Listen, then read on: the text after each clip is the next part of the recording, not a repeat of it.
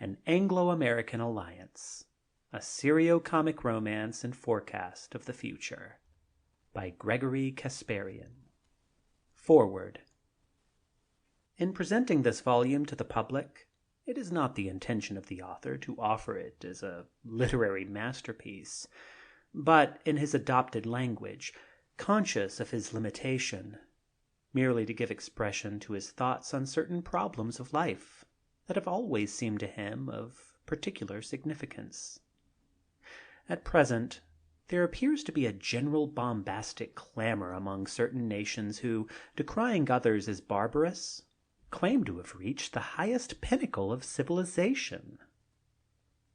Yet a glance at the existing conditions in those self-lauded governments will reveal rampant corruption among their leaders who, for their own selfish ends, retard legislations which are absolutely imperative for the general welfare. It is not necessary to mention other ways in which the people are being daily betrayed, for this is sufficient to render any thinking person despondent and pessimistic.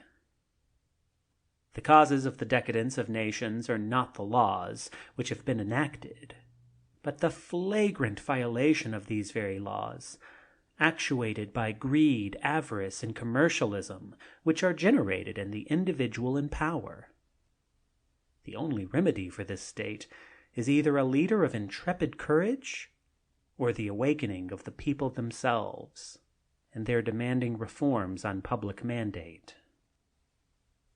The true meaning of civilization is universal brotherhood, and in this sense, the leading lights in every stratum of life, whether in government or in commerce, in religion or in science, stand arraigned and indicted before the tribunal of conscience for retarding this laudable spirit of brotherhood. Why do not captains of industry and commerce, instead of throttling each other, by a unanimous effort, promulgate laws on a reciprocal basis among themselves? Why do not scientists, instead of confining their efforts to individual endeavors, combine their forces so as to enhance the chance of accomplishing greater results in research and exploration? Why do not spiritual shepherds, instead of preaching intolerance and fanaticism, bring their flocks together in harmony? An Oriental scholar in the Congress of Religions at the Columbian Fair declared that the flocks are willing to pasture together, but it is the shepherds who are keeping them apart. And in fine, why do not the nations, each claiming the highest form of civilization, instead of disseminating national, sectional, and race hatred, form an alliance which will advance the cause of universal brotherhood and brighten the hope of bringing enduring peace to the world at large? In this golden era, with its vast numbers of diplomats, statesmen, theologians, scientists, and its countless fraternal organizations, each preaching fraternity, love, and charity, what evil spirit or genie prevents them from forming a union between two of the foremost and best forms of governments, America and Britain, perfect types in their entity, having similar laws, language, and aspirations? Who will be the savior through whose agency this happy cross-fertilization, inoculation, or union shall be achieved? It was the above thoughts, and the idea of an alliance between Columbia and Britannia, that suggested in all seriousness the following frivolously allegorical narrative, a potpourri of weird fancy, satire, and imagination, a mosaic of the sublime and the ridiculous, on themes worthy of a master.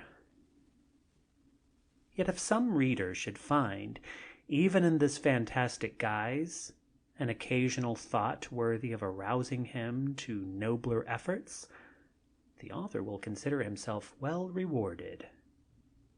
In regard to his prophecies for the future, he is willing to be called a consummate prevaricator, should his desire for the betterment of mankind or the unity of nations take place much sooner than he has predicted, or the calamities fail to materialize or prove to be much lighter than he has foreseen. G.C. Floral Park, New York. End of foreword.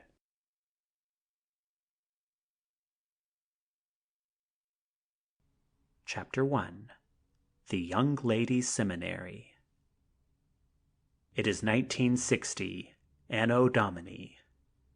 The earth, notwithstanding many dire predictions of charlatans and religious fanatics, and in spite of numerous cataclysms, conflagrations, and political upheavals, was rotating serenely on its axis.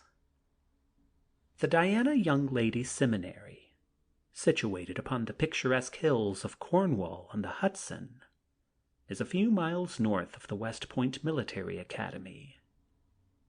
The seminary buildings, having formerly been the palatial homestead of a multimillionaire, about half a century previously had been bequeathed to the state of New York, with ample endowments for its maintenance and development.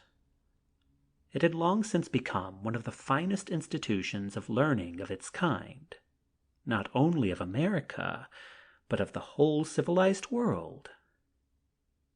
The donor of this magnificent seat of knowledge for young ladies was a man of polarity, of positive and negative action and reaction. He was, in fact, a typical incarnation and embodiment of a dualism, immortalized by the fertile fancy of Robert Louis Stevenson in his story of Dr. Jekyll and Mr. Hyde.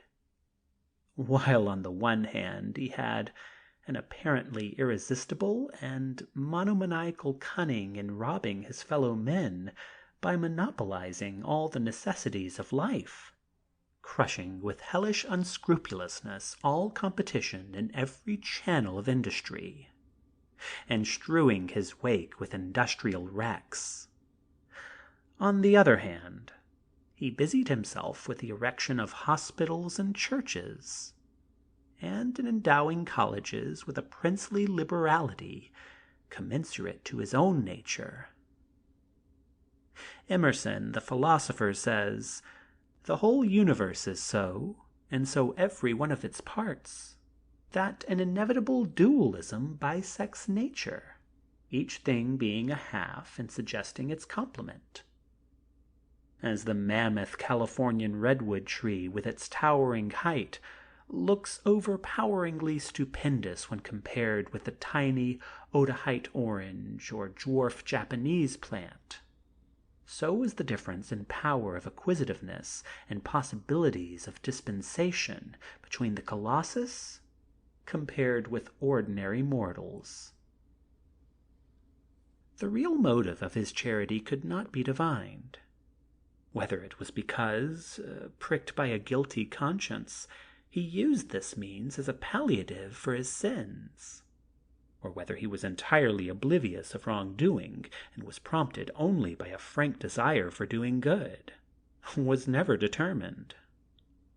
But at any rate, after his death, it was found that he had donated his palaces with munificent endowment funds to establish this educational institution for females. Moreover, it is not my intention to write a biography of this dual monster of money-maniac and philanthropist, for his deeds are written on the graves and sorrowing hearts of his victims, as well as in the grateful remembrance and esteem of his beneficiaries. Besides, we are told that God works good even through the agency of the devil, and if he really had been a satellite of Satan, the great usefulness and wide influence for good of the seminary demonstrated the veracity of the above statement. The Diana Seminary had proven its right to its high place in the public esteem. Its fame had reached every corner of the earth. Young women, not only from America but from every clime and nation, flocked thither seeking to perfect themselves in such branches of education as are necessary requirements of the fair sex to fit them to reign supreme in any capacity, from teaching in a country school to presiding on regal thrones and guiding the destinies of nations. The Diana Seminary had become particularly famous for the especial branches of a curriculum which rendered the young ladies magnificently lovely in form, chic in habillement, brilliant and vivacious in conversation, serene and dignified in carriage, sweet and optimistic in nature, pure in sentiments, and, in addition, conferred upon them all the necessary qualifications of accomplished housewives, virtues all of which are inherent in American women and susceptible of highest development. The graduates of this seminary were always eagerly sought in marriage, not only by the deserving young men living near the college, but also by the nobility and even the royalty of Europe. The demands of the latter class were indeed so great as to alarm the fond parents across the ocean for the future happiness of their daughters, and they were thus compelled to send their beloved ones to this institution in order to acquire that polish which their American sisters had proven so desirable. Amongst these many English maidens who were there matriculated was beautiful Aurora Cunningham, the only daughter of the Secretary of Foreign Affairs of Great Britain. It is unnecessary to dwell upon the beauty and charms of Aurora. It is true that she could not be compared with the goddesses of ancient Greece, nor did she resemble the bewitching sylvan nymphs depicted by the brush and pen of masters of art. She was a mortal. Suffice it to say that she was a graceful girl of exquisitely molded form, of medium height, with luxuriant golden tresses which, shimmering in the sunlight, justified her baptismal name. Her large dreamy eyes mirrored the purity of her soul, and the dimples on her cheek were so deep and alluring that all who looked upon them felt their compelling charm. She was, in a word, a typical English maiden, highly accomplished, and though dainty in demeanor, nevertheless, she was not one of those frail, ailing butterflies who exist and thrive only in artificial atmosphere, having been reared with greatest care by means of a complete course of calisthenics and out-of-door sport. With all her refined mien, she was a hardy and healthy specimen of feminine beauty, as well as a leader in all the strenuous pastimes of the Diana Seminary. She was called the sunshine of the seminary, and none other merited the appellation so well. Consequently, she was idolized by the rest of the students, and was much sought after by the gallant young men in the vicinity. After the manner of girl students who are given to violent friendships, Aurora was devoted to her roommate in the person of a charming American girl named Margaret MacDonald, the daughter of a Western senator. Margaret was entirely the opposite of Aurora, her very antithesis. She was somewhat taller, with sparkling black eyes and raven hair, of imposing dignity and carriage, but with all the equal of Aurora in the matter of natural gifts and accomplishments. She had, moreover, a captivating frivolity and aggressiveness, which almost bordered on masculinity. Perhaps it was this complete diversity of temperament and of type that engendered an intense affinity between the girls. For although diametrically differing even in their exposition of ideas, they were drawn to each other with a mysterious sympathy which attracted the attention of outsiders and furnished ample excuse for comment. Directly after their first meeting, they had become inseparable companions and confidants. As the time passed, this strange attachment grew so marked and its manifestations so alarmingly flagrant that they themselves became aware of its dangerous consequences. They realized that if they gave free license to indiscreet emotional demonstrations in the classroom or in public, not only would their actions not be tolerated by the college faculty and cause their expulsion from the seminary, but they would also be subjected to unendurable ostracism by the rest of the students. But still worse was the confronting fact that they would undoubtedly become the topic of unpleasant notoriety through the publicity given by the sensational press. They had, therefore, the good judgment to pledge themselves to control their emotions in the presence of the class, and to exercise wide-awake circumspection in their behavior in public and towards the opposite sex. It is needless to say that, by the happy faculty of diplomacy inherent in them, they succeeded with consummate delicacy and skill in maintaining their natural poise and normal attitude throughout the seminary course. Like the magnetic pole, the Diana Seminary had become the center of attraction for the adjacent youths, especially the academy boys, who on all gala occasions were welcome guests at the seminary. The experiment of coeducation had long been proven a failure, by the well-known law of electricity, that bodies similarly electrified repel each other, and bodies oppositely electrified attract. It seems that the constant familiarity and commingling of the two sexes in coeducational institutions at the romantic age of puberty had a somewhat similar effect and breeded contempt, blunting that keen fondness for each other which seems natural, and so is not surprising that in such institutions both sexes, when leaving college, separated more like enemies than friends and lovers. The isolation of the sexes naturally created an intensity of affection and a desire for association, and when the two periodically came in contact, caused a rapturous thrill in hearts and nascent unification of souls.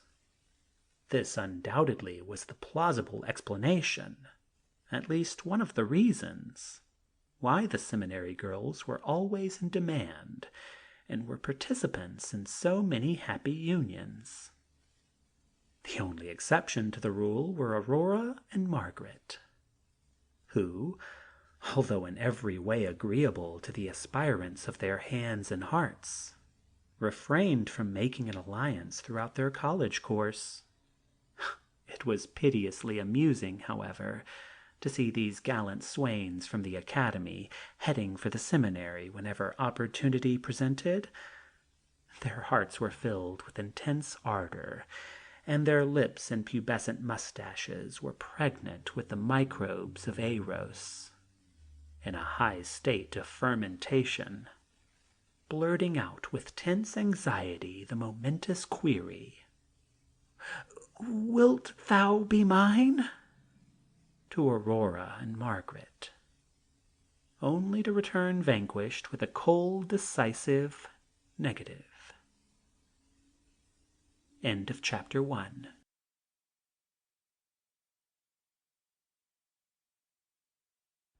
Chapter 2. The Initiation. There was no cause for ennui at the Diana Seminary. Notwithstanding the serious course of study, there was ample jollity. The tedium of their leisure hours was beguiled with all kinds of recreations, according to the seasons of the year. There were the various seminary teams in basketball, fencing, golfing, calisthenics, and amateur theatricals. The girls also indulged in excursions to the exhibitions of the Academy boys, on their gala days of mimic warfare in the campus, as well as to their contests on the diamond or the gridiron at football, the latter sport having reached in those days the top notch of perfection. It furnished the fair spectators thrills of excitement when the contestants in their improved steel helmets and cuirass, with pronged leggings and spiked shoes, looked like veritable knights of the chivalric ages. It gave an additional source of lingering pleasure and admiration at such contests, when half a dozen ambulances were required to cart away the gladiators and hors de combat. Besides all the above recreations, the seminary girls had also their various secret organizations, which furnished ample work for winter months. One of the most notable of these fraternities was called the DNA, signifying Daughters of the New Alliance. A brief description of the sacred rites of this unique fraternity, on an interesting initiation, may not here be amiss.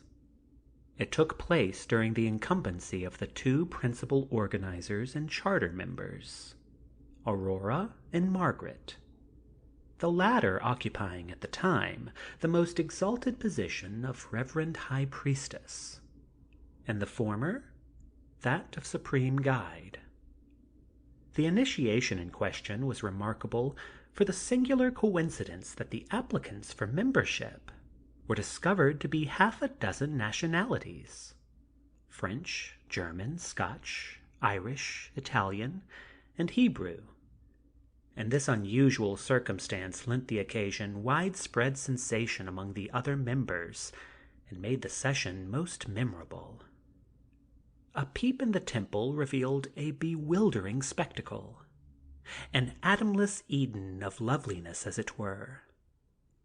Margaret MacDonald, enveloped in gorgeously embroidered Grecian robes, enthroned on an elevated dais, a golden scepter in hand, and a brilliant diadem on her shapely head, presented an imposing figure as High Priestess, while Aurora, in a tight-fitting cuirass of variegated spangles, holding a trident, performed her official duties.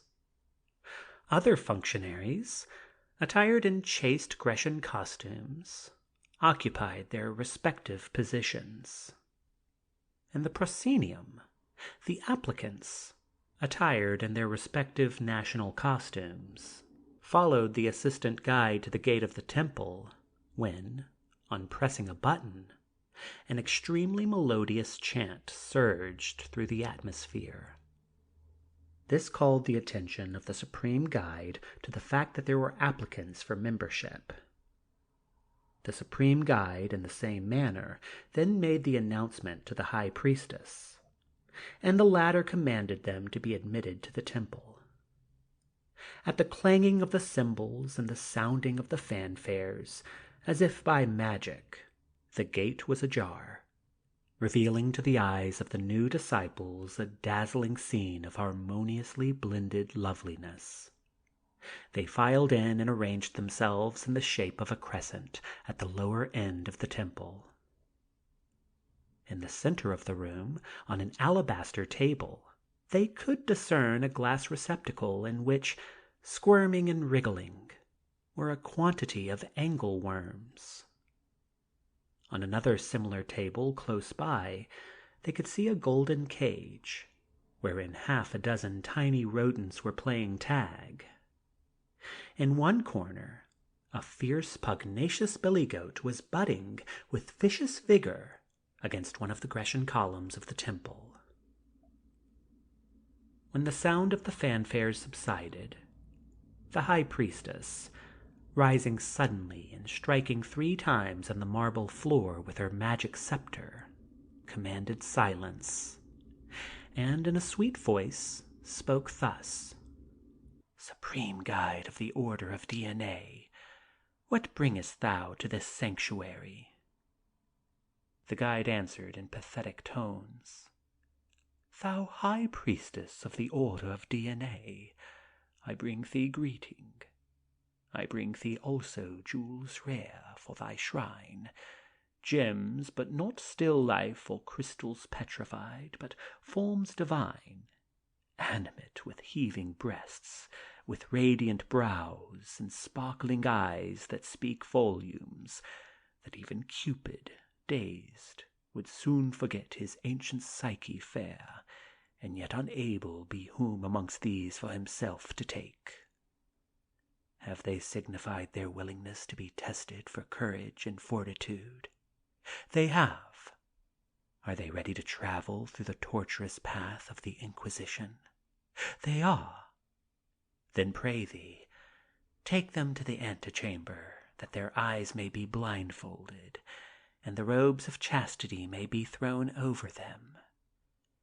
Then bring them thither through the tortuous path of the Inquisition, to my presence.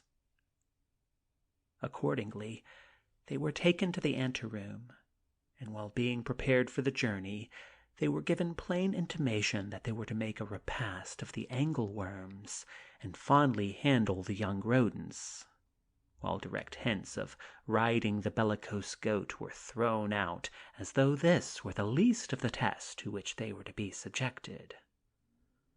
Preparation for their return to the temple being completed, their readiness was again communicated as before, and to the solemn but inspiring Andante of Faust, they began to wind through a path of serpentine evolutions.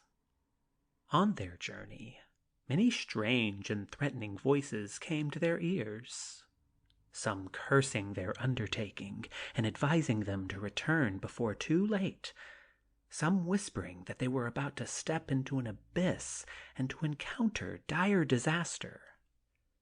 But by guidance and occasional prod by the trident of timid and erratic disciples, they proceeded onward with cautious steps.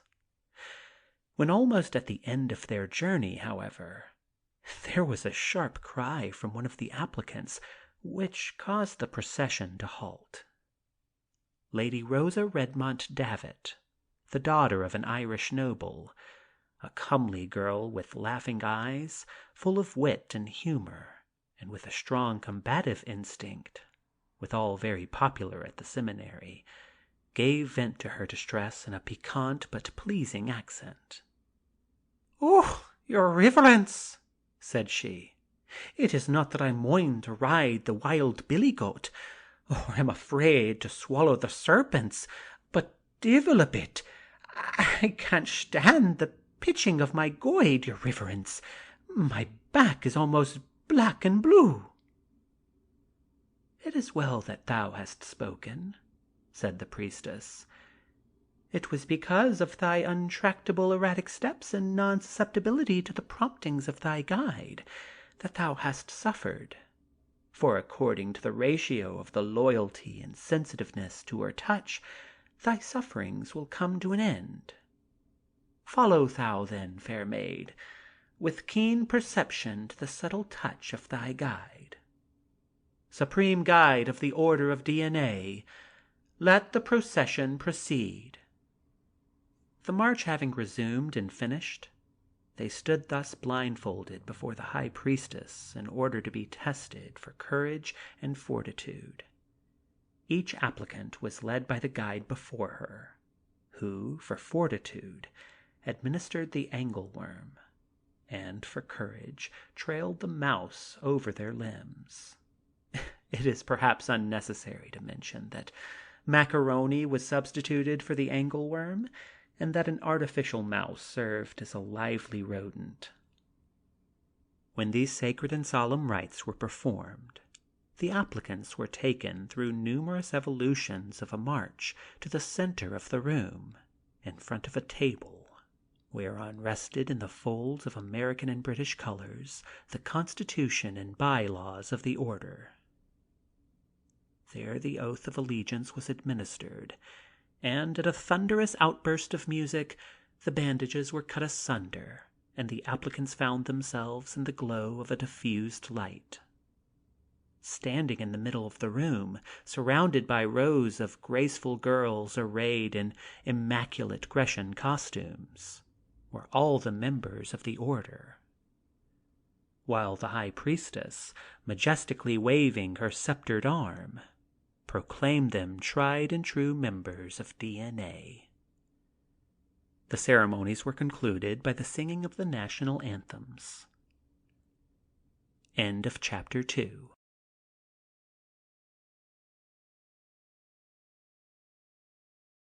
Chapter 3. The Moonlight Soiree. Margaret was reclining on a divan in her luxurious study, perusing a letter. The room was redolent with the perfume of June roses, and the warm rays of the afternoon sun, filtering through the stained glass windows, now and then obscured by the swaying leaves and branches of the trees, were flitting across her lovely form as if playing hide-and-seek. Suddenly the door burst open, and Aurora, somewhat flushed, holding in her hand a note, entered the room, exclaiming excitedly, "Horrible, Margie, horrible! I do not know what to do. It will be extremely embarrassing, don't you know?" "What is it, Aurora? Is that Jewski after you again?" Footnote: the slang in vogue half a century ago may be found now in standard dictionaries. Its use was considered in good form by the elite of that day. End footnote. Asked Margaret with a roguish smile, glancing toward her chum. "I do not think he is Hebrew, my dear. His signature is some foreign-sounding name. Carlos Donseville." "Well, I don't care what he is. The dodo is an extinct bird, you know. He looks like a Jewski anyway. The idea, pray, what is he to say?" questioned Margaret, contracting her eyebrows to a frown. "He writes that he will grace our moonlight reception with his presence. Horrid, Margie, horrid. I hate him." "Fiddlesticks, rats," retorted Margaret. "It is up to us, then. If he bobs up tomorrow night at the show, there will be something doing. That Dago is positively the limit.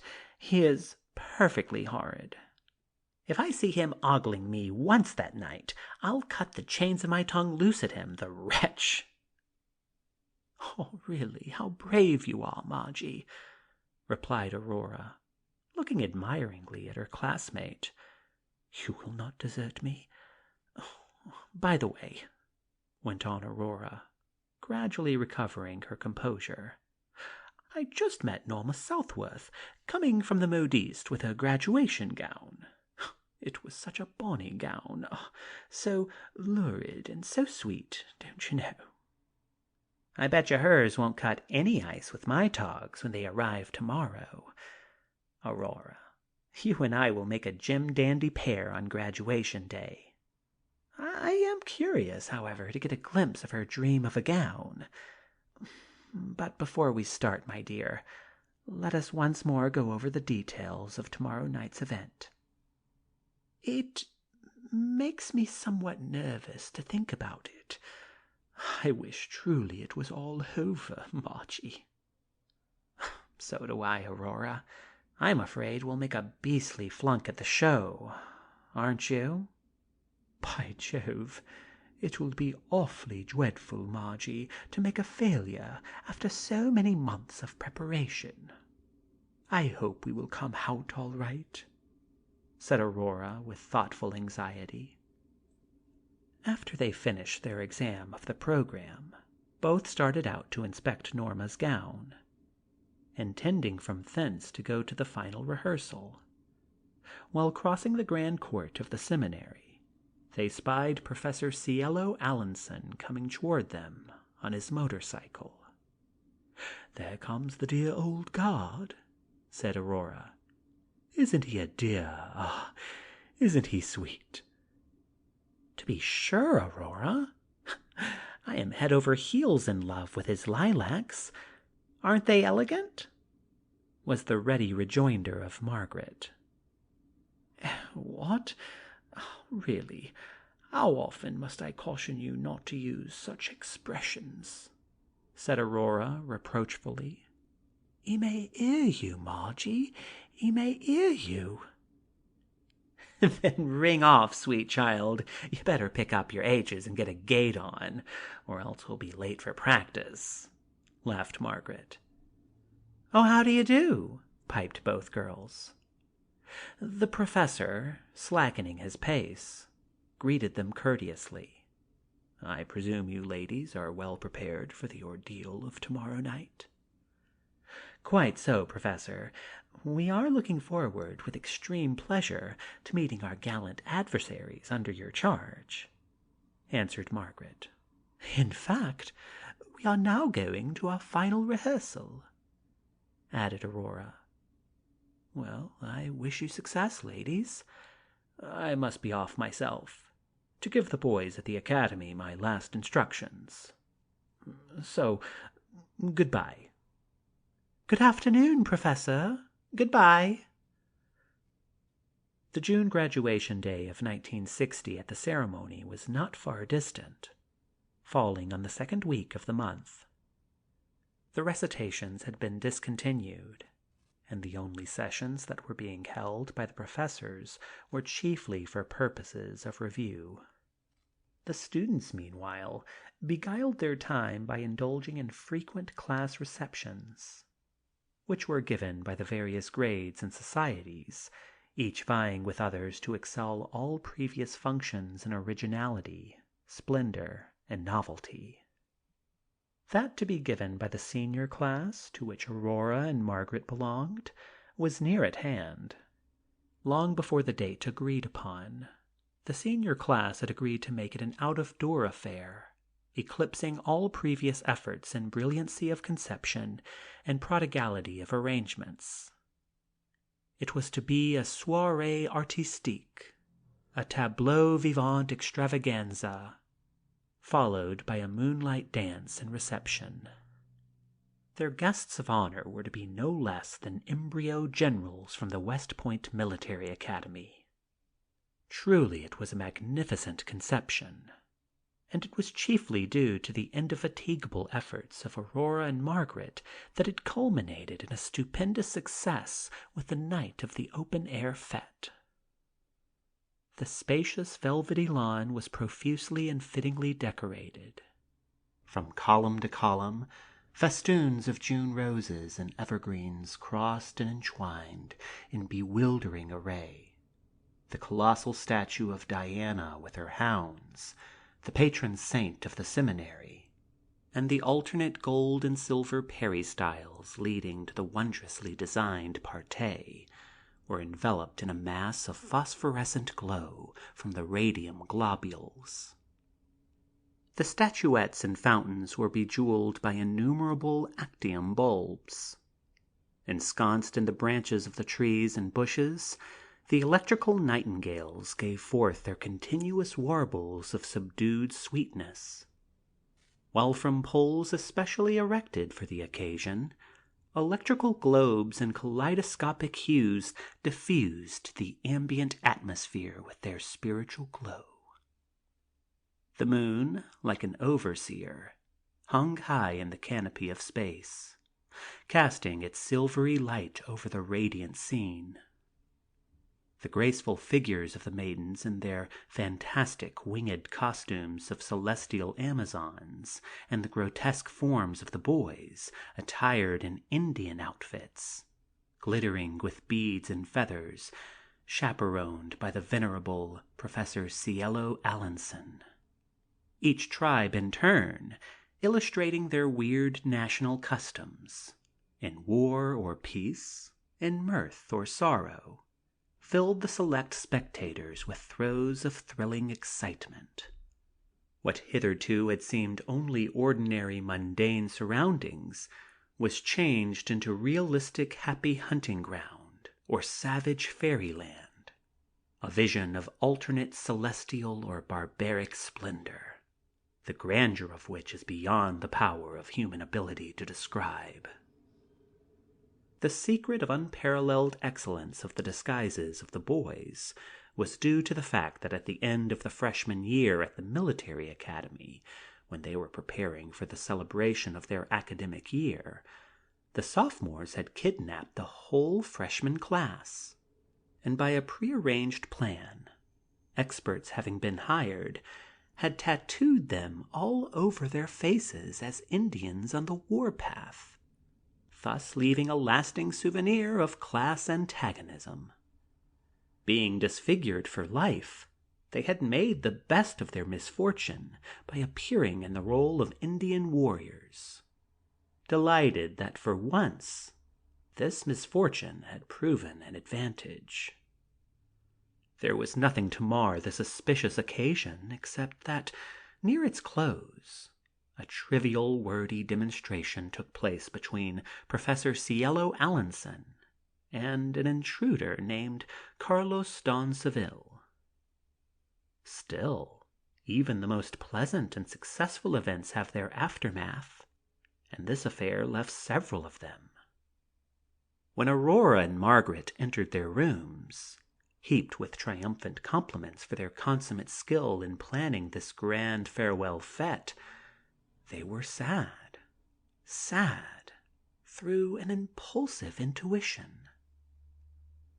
Hardly had they crossed the threshold of their room when they fell into each other's arms, sobbing bitterly from the bottom of their hearts.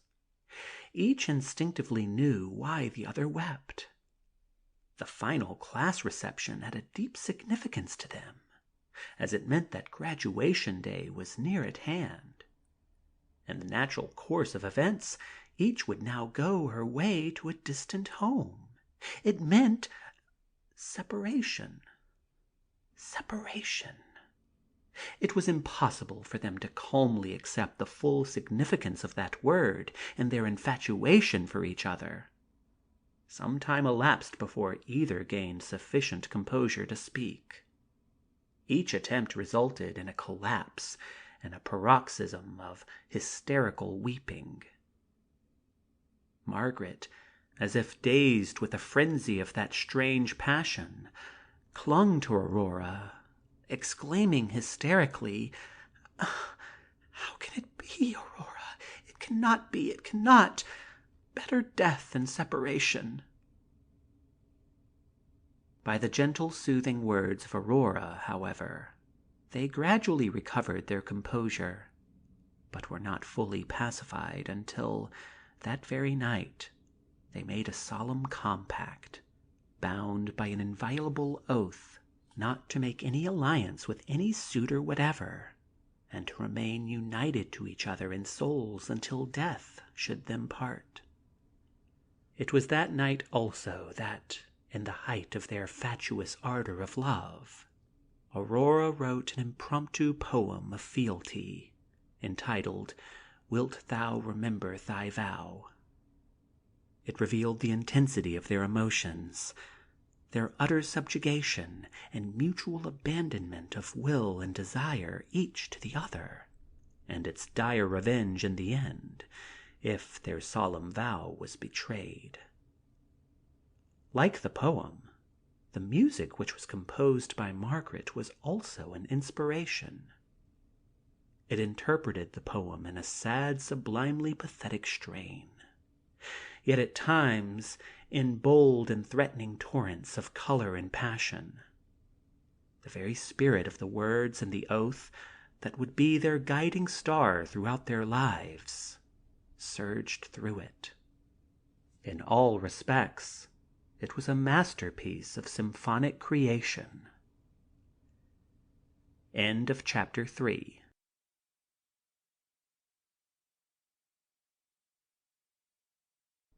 Chapter 4. Historical Events of the 20th Century. The senior class of the Diana Seminary were assembled in the auditorium, listening in a trance of respectful attention to Professor Cielo Allinson. he had just begun his review of the historical events of the 20th century, now and then giving his individual comments upon the subjects presented. 1900. An era of false prosperity. With the beginning of the 20th century was inaugurated an era of false prosperity. The Census Bureau at that time furnishes statistics and comments upon the wonderfully perceptible decrease of the criminal classes, called footpads, sneak thieves, and highwaymen, which was attributed chiefly to the existing national prosperity.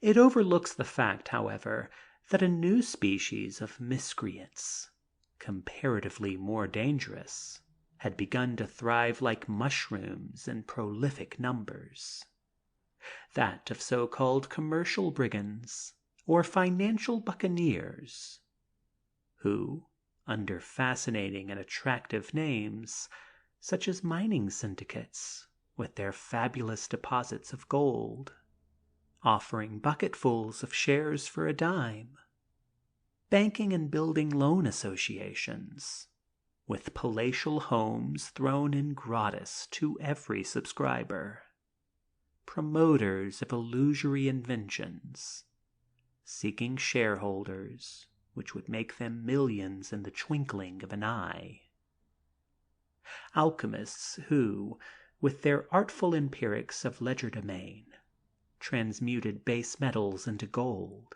and were willing to dispose of their precious wares for pennies, Wall Street and racetrack spiders posing as benevolent philanthropists, scattering fortunes right and left to every applicant, sapped the avaricious, sottish public of its dearly bought earnings. Strange to say, despite many colossal exposures and failures, as these adroit swindlers grew more subtle and audacious, the more the gambling-crazed public rushed to their destruction. The effect was appalling. In consequence of the depredations of these pirates of industry, the reputable business and financial firms were the greatest sufferers.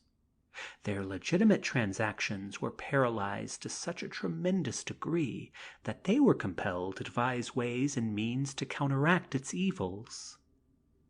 In 1908, after mature deliberation at a general convention in Washington, it was decided to raise ample funds and create a bureau under the auspices of the federal government called the Bureau of Frauds and Swindlers.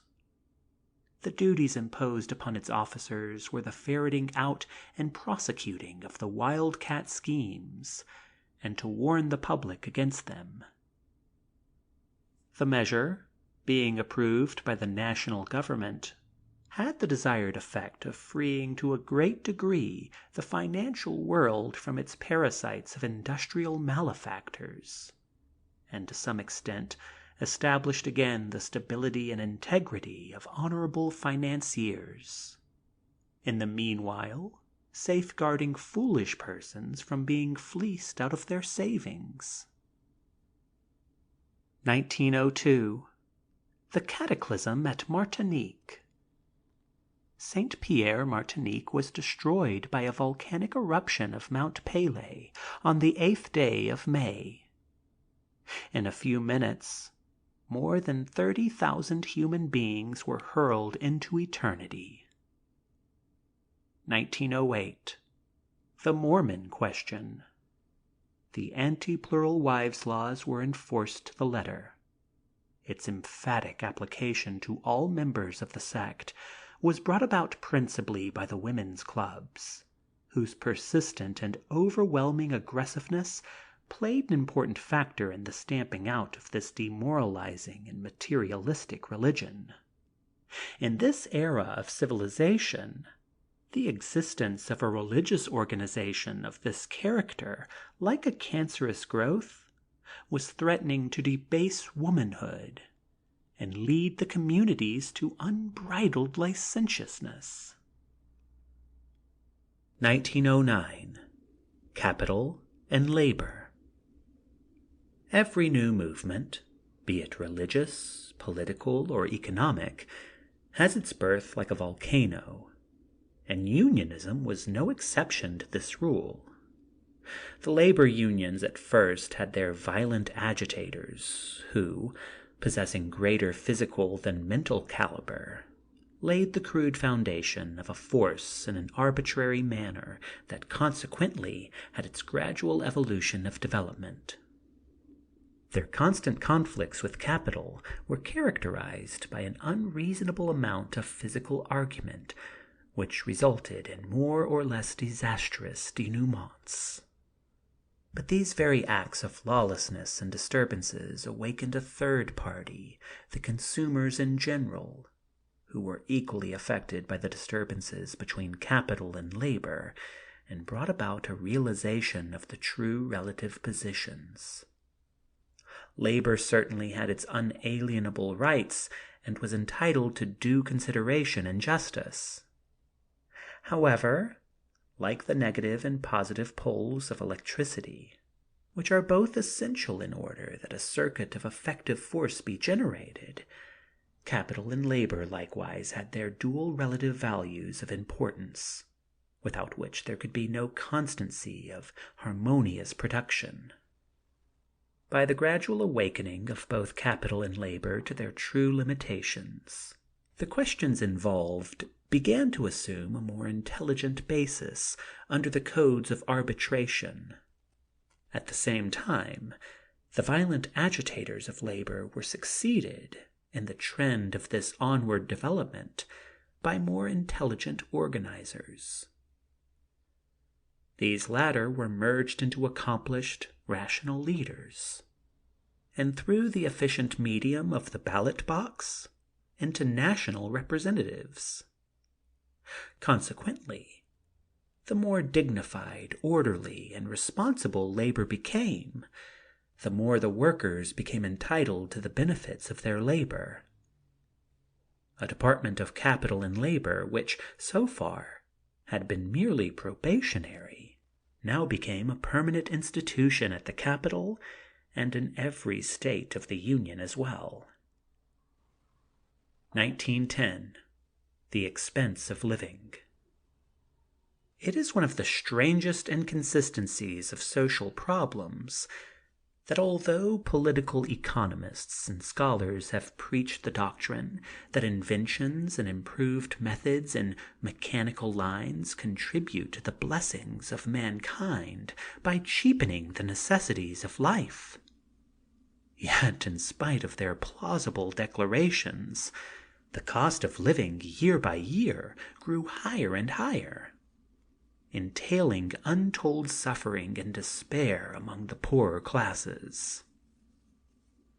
The cause of this lamentable perversion was due to a certain clique of unscrupulous progeny of Mammon, called trusts and corporations, who, being blinded with an insatiable desire for pelf and lust, and stupefied with a frenzied avarice, monopolized all the necessities of life. The vast occidental domain of our country was of unlimited resources, and was capable of producing in abundance the products which they cornered. The modus operandi of their rapacious operations were manifold.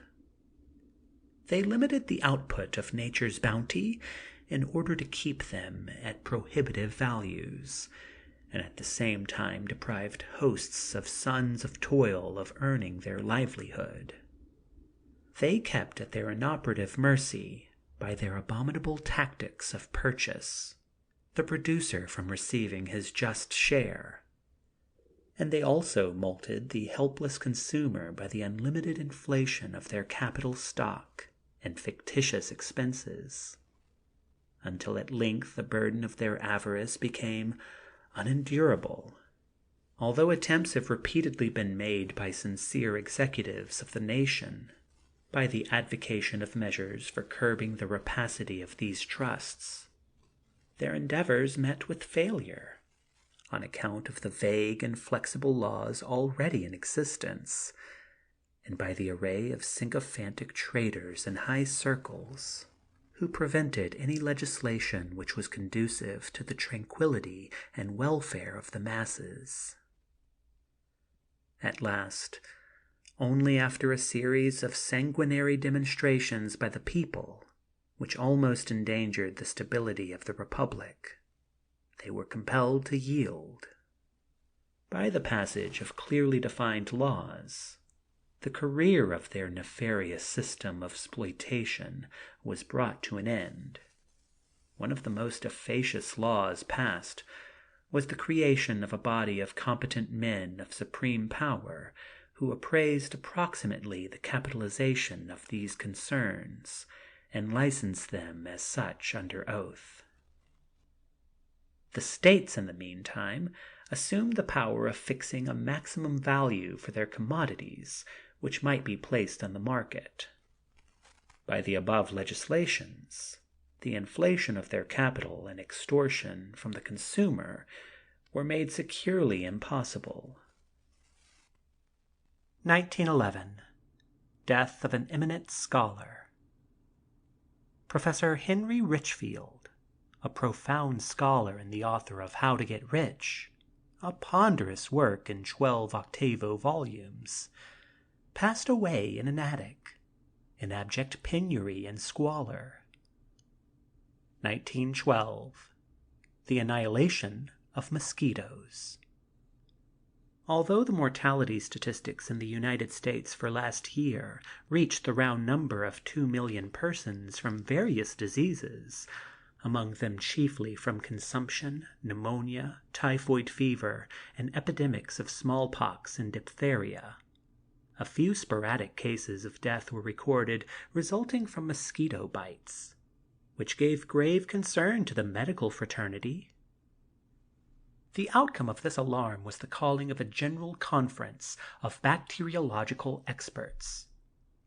The mosquito, that had hitherto enjoyed unbridled freedom since the creation of his race, was now looked upon as the arch enemy of mankind. A noted philanthropist, interested in oil wells and having on hand a great bulk of unmarketable crude petroleum, donated a large sum for research in order to discover ways and means of curbing the ravages of these nefarious pests, which threatened the annihilation of the human race. It was decided by the savants that the distribution of crude petroleum in stagnant pools and humid marshes was the only effective method for the extermination of mosquito life. The distribution of greenbacks for their valuable services, notwithstanding the fact that under the microscope they were found to contain 257 diseases and 38 million microbes to the square inch, were grabbed with unprecedented avidity by these same specialists. 1913. Child labor. The dwarfing and crippling of the mental, moral, and physical growth of tender children by the avaricious employers, and its baleful consequences of peopling the community with moral and bodily degenerates, devoid of the desirable elements of good citizenship, had become so appallingly flagrant that a general sentiment of the people was aroused in a mighty protest to the federal authorities. Thanks to the aggressive and strenuous legislative warfare of labor unions in every state, aided by the persistent moral agitation of women's clubs all over the country, child labor was entirely abolished in many channels of industry, such as mills, factories, collieries, and plantations. In more gentle occupations the employment of minors was placed on a healthier and more humane basis than had ever before been the case. 1914. The Great Radium Swindle. The fabulously high price of this metal had awakened the cupidity of a coterie of adroit schemers, who had palmed off on unsuspecting men of science a rank substitute which cost only a trifle to manufacture. After securing an enormous sum of money, the schemers had decamped to parts unknown. It was discovered that the spurious metal, thus disposed, was nothing more than a highly compressed form of phosphorus. 1915. Death of an eminent physician. Dr. Weishart, the brilliant young physician and surgeon who discovered the electromagnetic germ cells of life, and invented methods to prolong life itself by the cultivation of these cells, died in the 27th year of his age, from premature senility. 1916. A tidal wave. The most memorable event of this year was a gigantic tidal wave of tremendous height, which swept over the lower coast of Florida. In a few minutes it inundated and destroyed a vast area of the coast, doing incalculable damage to shipping. It was estimated that nearly 15,000 persons lost their lives in this cataclysm. 1917. War between United States and Colombia. The stubborn attitude of the Central American Republic, Colombia, towards the United States by her menacing antagonism to the construction of the interoceanic canal gradually created a breach of the peace that led ultimately to a forcible demonstration by the United States and precipitated the invasion by the latter of the Republic of Panama. Peace was reestablished after a crushing defeat of the Colombians. The famous waterway, the Republic of Panama, then became United States territory by annexation. 1918. The Women's Clubs. The Women's Clubs, which during their first inception were the subject of much ridicule, and the proceedings of their meetings a theme for ribald jokes in the secular press, gradually developed into such gigantic proportions that their influence became a powerful factor in every public question of the day, and in fact so continues unabated unto this day. The last federal statistics show more than 2,000 institutions in the form of sanitariums, refuges, technical schools of practical utility, entirely under the auspices of club women. The constitutions of these laudable organizations invariably stand for something which is ennobling, and their achievements are monumental tributes to the upward trend of womanhood. There was, however, a crucial period in their affairs worth mentioning. Some of these noble but overzealous women of that period, in their exuberant enthusiasm for women's rights, forgetting the limitations of their sex, considered by the greatest thinkers of the past ages to be the sphere of home, agitated a propaganda of political equality and suffrage, and, from time to time, created a stir among their organizations until at last, in 1918, the National Federation of Women's Clubs decided to hold a conclave in order to decide the following momentous question: should women enter politics? More than 4,500 delegates from all over the Union assembled at Madison Square Garden in New York City. Sympathizers of the suffragists, with their eloquence, tried to railroad through a measure in their behalf, but equally able leaders of the opposition, benefited by the warning of the sages, succeeded in counterbalancing the efforts of their fair antagonists. After a heated symposium, the question was put to a vote, which resulted decisively in a victory for those who opposed the movement. It was further voted that they should confine all their energies to civic, educational, and humanitarian channels, and things pertaining to home. This was a most happy and wise decision, for the world at large needs mothers who will beget and nurse a Florence Nightingale, a Clara Barton, a Washington or a Lincoln, rather than mothers who would become a Jezebel, a Delilah, or a Cleopatra. 1919. The tornado. A cyclonic tornado of intense velocity and destructive force struck New York City, demolishing in its path in the shape of a semicircle from the Battery to 33rd Street West, 275 buildings. Fortunately, the day being a holiday, the loss of life was comparatively small. 1920. The power of the press.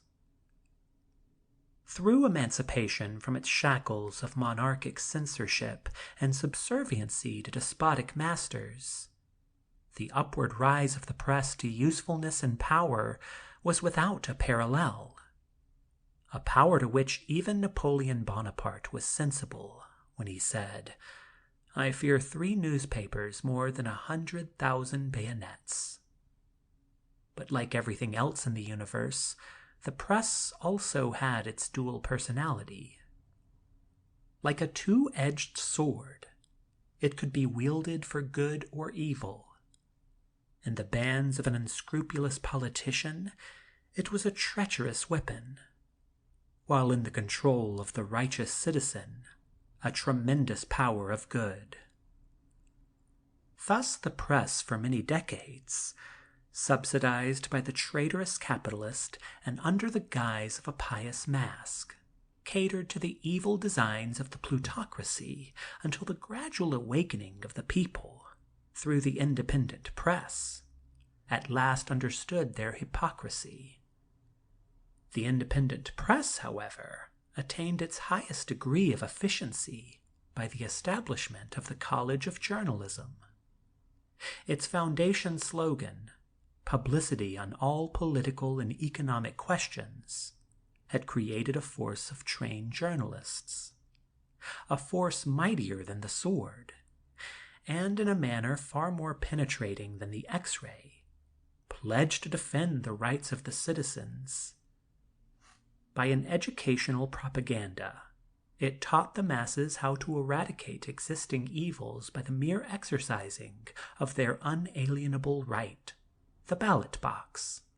Indeed, in a government of the people, for the people, and by the people, resort to force or revolution was absolutely unnecessary, while these 2 most effectual weapons the world had ever seen, the voting booth and the free press, were at their command. 1921. Balloons and airships. Strange to say, from the time of Archytas of Tarentum to Otto Lilienthal, and from Montgolfier brothers to Santos Dumont, Bell, Maxim, and Langley, very little or no progress has been made in practical and safe aerial navigation. Though all these inventors, whether cranks with a smattering of mechanical knowledge, or veritable savants and scientists, efficient in physics according to their own accounts, had studied the subject of aerial flight from the fowls of the air, the failure of their experiments showed that they were far from grasping the mysteries of that subtle sagacity and subconsciousness of the birds, by which they balanced themselves against the currents and velocity of the winds, and by their intuitive sensitiveness utilized to the fullest extent their vast numbers of muscles and feathers with such marvelous subtlety. Like the Italian alchemist in the Middle Ages, who had constructed the wings of his flying machine with feathers gathered from a dunghill, and who, when attempting to fly, had found himself dumped by a strange sympathetic affinity on the very dunghill from which he had gathered the feathers. The efforts likewise of these illustrious experimenters were crowned by successful failures by a similar force of attraction, their apparatus either alighting on the branches of trees or diving into the waters like ducks. At the beginning of the 20th century, The consensus on scientific opinion had reached the conclusion that the successful flying machines of the future would be one which would be heavier than air and with either a very small balloon or none at all. The various forms of balloons and flying craft exhibited at the St. Louis Exposition became an incentive for renewed efforts by scientists to solve the problem of aerial flight, and continued with unremitting zest for nearly a quarter of a century. It was in the early part of 1919 that the science of aeronautics was radically improved by the discovery of a process for hardening and soldering of aluminum, by which comparatively light but strong framework and machinery were constructed, and thus gradually the elimination of inflated balloons had become possible. 1922. The Flood in Mississippi Valley. In the spring of this year, the Mississippi Valley was flooded and submerged by terrible cloudbursts, which, combined with melting of snows on the mountains and subsequent bursting of dams and levees, devastated a vast area. According to records, the lives lost in the inundated districts reached the total of 60,000. 1923. Uniform divorce laws. The unprecedented increase of divorce all over the United States and the attendant scandalous proceedings at the courts had reached such a maximum, and its baneful influence on the public morals had developed into such a point of danger, that a great awakening among the clergy and lawmakers of the nation was the result. At a conclave of representatives of the legal profession from every state in the Union was promulgated a uniform divorce law for the United States of America. 1924. The Zionist movement, or the bursting of the Zion bubble. The Zionist movement, which for 30 years past gained more than 2 million converts, and within that period had collected more than $15 million, was declared impractical and illusionary. The estimable originators of this sentimental movement, Herzl, Nordau, Zangwill, and others, although beyond the shadow of a doubt sincere and well-meaning, through the intensity of their zeal for the amelioration of their less fortunate brethren, were entirely blindfolded to the intricacies of politics and the eventual history of the Jewish race from an ethnological and psychological point of view. Some of these true yet misguided philanthropists had passed away, and other leaders, less impressed with the object of the society, had taken their places. As the Jews are not a pioneer race, the magnanimous scheme of the British government to place them upon a tract of virgin soil at Uganda in Central Africa for the purpose of colonization proved chaotic failure, on account of both sociological and economic reasons. The idea also of establishing a Jewish principality in Palestine under an absolute despotic and semi-barbarous government which butchered her subjects ad libitum was so ridiculous in the extreme that the questions had become the laughing-stock at the political sancta sanctorums of various governments. In 1923 a tremendous agitation was brought about by the leaders of the opposition, and those in power of the movement were challenged to public debate. The question grew to such proportions that it became a subject in every Orthodox and Gentile pulpit. In the press, sociologists, ethnologists, and anthropologists took part in the ephemeral arena and analyzed every phase of the subject relating to the Hebrew race and the Zionist movement, laying bare every fact without reserve. It was stated by the opposition that though a stream of money had been pouring in from every quarter of the globe, year after year, for the cause, no result as yet had been obtained. that great sums had been spent in salaries of the officials and at the dilly-dallying, corrupt courts of the Turkish Sultan. A learned sociologist likened the Hebrews to a parasitic plant, which derived its existence from the living sap of another. An Israelite, he declared, can only exist favorably among civilized centers of Christian and Gentile communities. That whenever a colony of Hebrews were isolated by themselves, they would inevitably and gradually retrograde, impoverish, and at last form a ghetto of misery and squalor. Another ethnologist of repute expounded the fact that the Jews were the life and essence of commercial activity, and consequently formed an integral part of a prosperous commonwealth.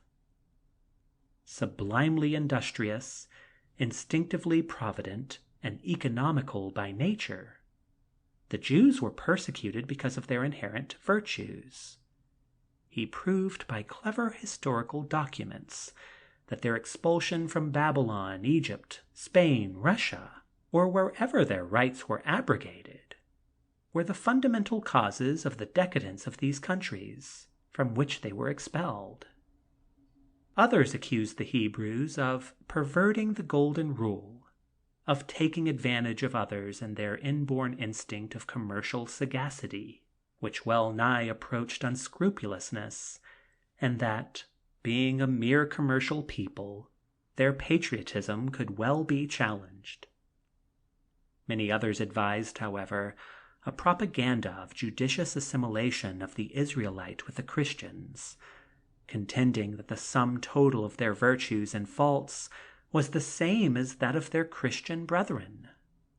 Meanwhile, they advised the Jews that, wherever they lived, they ought to make there their Zions and temples. After much heated argument and discussion, which occupied several days, they at last arrived at the conclusion that the Zionist movement was chimerical. The balance of the funds, amounting to many $1,000,000, were voted for the establishment of technical and commercial schools for Israelites, and for a fund to aid the judicious immigration of the Jews from ill-favored and contested districts to more favorable localities. 1925 to 26. The Anglo-American Alliance. The Anglo-American Alliance, by which these two foremost nations of the earth were brought into a happy fraternal union, and for the achievement of which for nearly a quarter of a century there had been a great effort, in this year had become an accomplished fact. It was celebrated in a manner unprecedented in the annals of the world's history. Having a profound and far-reaching effect, it became an ultimatum for other nations to keep the peace, and goaded them toward the adoption of similar laws in order to secure the same reciprocal blessings of universal brotherhood. Much credit was due to that eminent English statesman, now Lord Cunningham, through whose tactful diplomacy this long-sought commercial, social, offensive, and defensive alliance became a reality.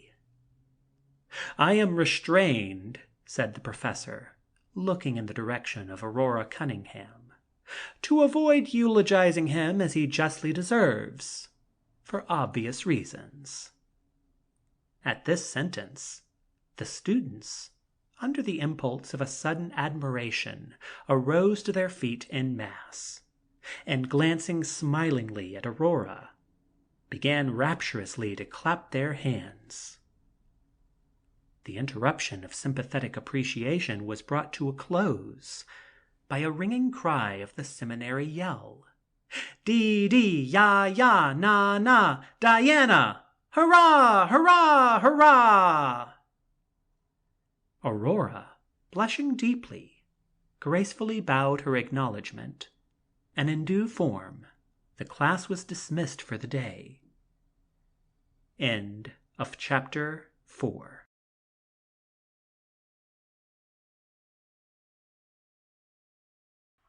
An Anglo-American Alliance, a Serio-Comic Romance and Forecast of the Future, by Gregory Casparian.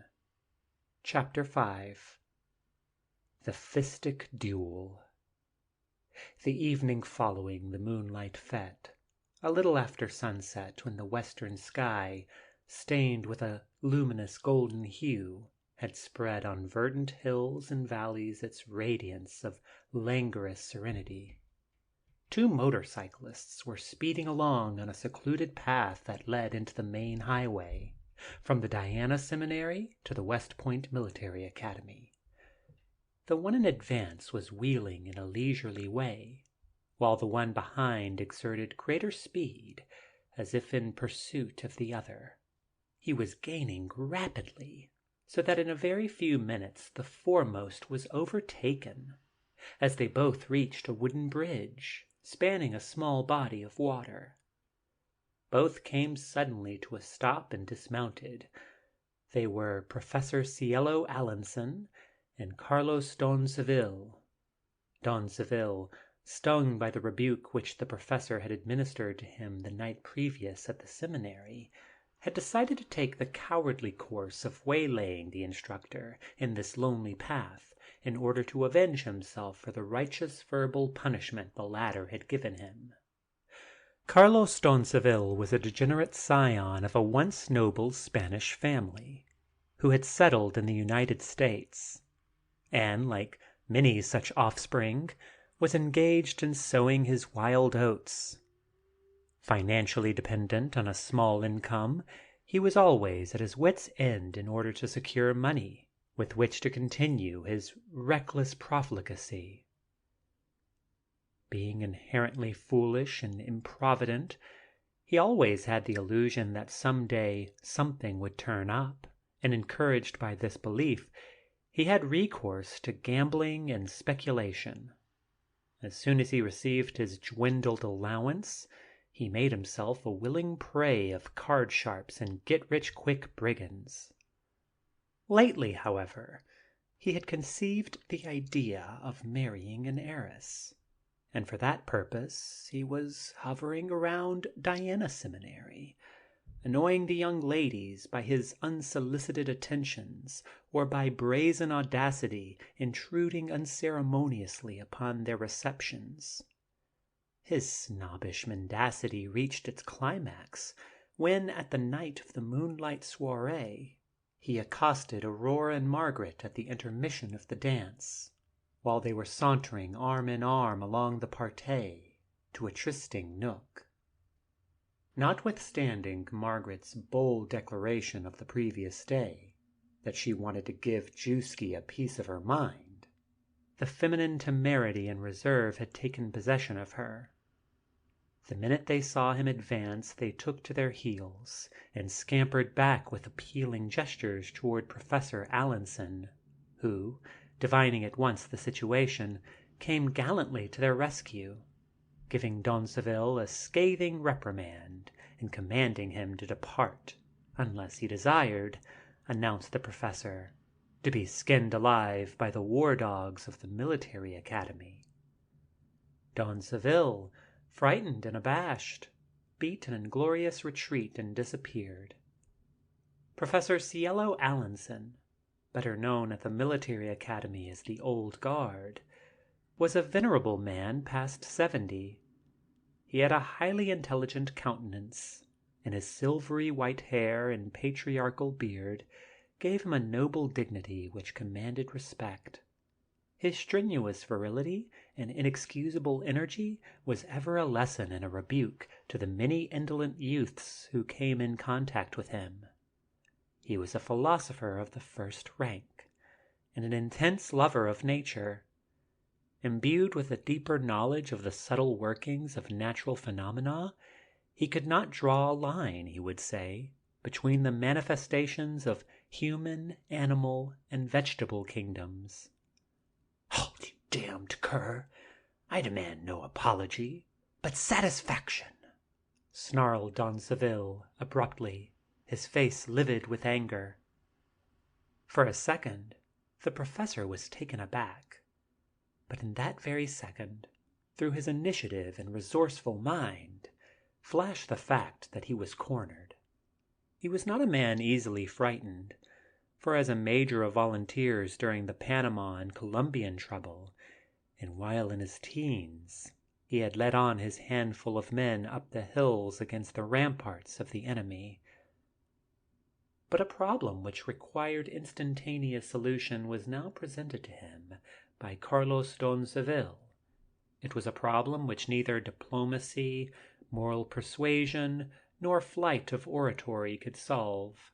He realized that in that very second that the only way out of this difficulty was to take the coward at his word. It was to be a fistic encounter to the finish. "Apology? I have none to offer you, sir, and am ready to give you such satisfaction as you desire," replied the old man with a dignified firmness.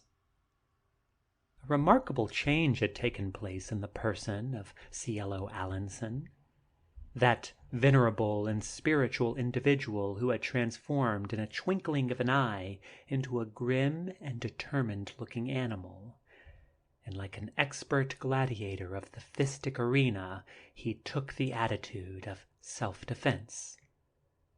The ring constituted the platform of the wooden bridge, the side rail of which served as the partial ropes. There were no seconds to goad their favorites into action, no referee to decide the doubtful or unlawful blows, no gong to mark the rounds, nor timekeeper to count the defeated out of action. In the languorous glow of the twilight, their shadows, reflected in black silhouettes on the placid waters below, were the only silent witnesses of this remarkable encounter. The contest was constant, and, in the vernacular of pugilism, superbly game, fast and furious. After the acceptance of the challenge, there was no parley between them, but by a sudden rush, landed a hammering blow on the professor's skull, which the latter parried with his left with dexterous agility, and thus saved a crisis.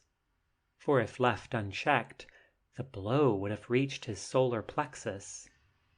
In rapid succession the fight continued, D'Onceville taking the aggressive, and the professor acting more in self-defense. However, as often as opportunity presented, the latter put in a few well-aimed jabs here and there on the vital points of D'Onceville's anatomy. At the same time, it was apparent that D'Onceville was getting the best of the contest. The venerable professor, unused to long-continued strain of the kind, began to experience difficulty in breathing, and this did not escape D'Onceville's observation. Shortly, however, a remarkable change was visible. The professor seemed to grow stronger with each onslaught he made. He had gained his so-called second wind, thereby recouping his adroitness and elasticity.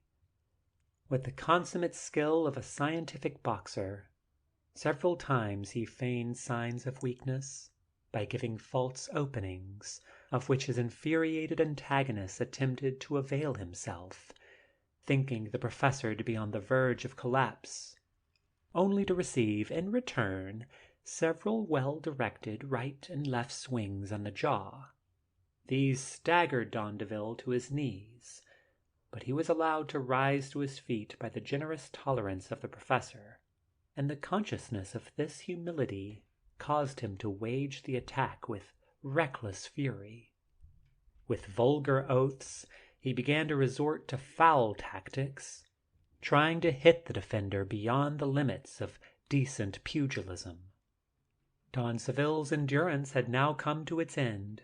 His youth, dissipated by debauchery, was undermined of its stability, and in spite of the wide disparity of ages, the old man had D'Onceville absolutely in his power. It was time, he thought, to terminate these proceedings, so distasteful and undignified to him.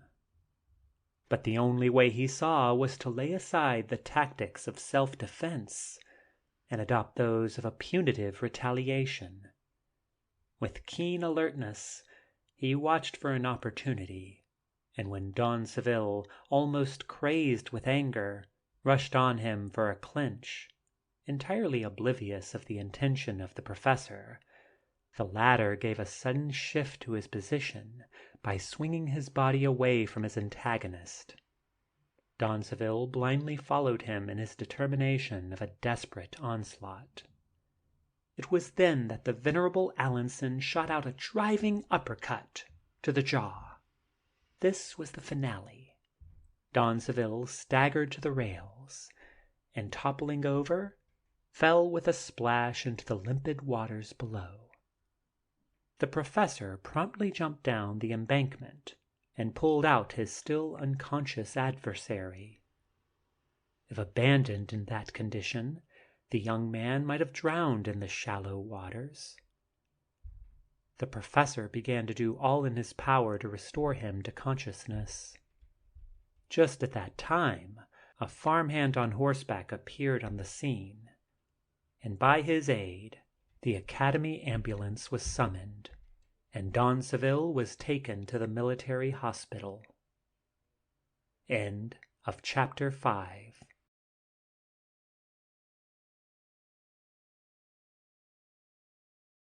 The Anglo-American Alliance by Gregory Casparian. Chapter 6. Historical Events of the 20th Century. Concluded. A subdued applause greeted the professor the next day, when he entered the lecture room to conclude his review of events of the 20th century.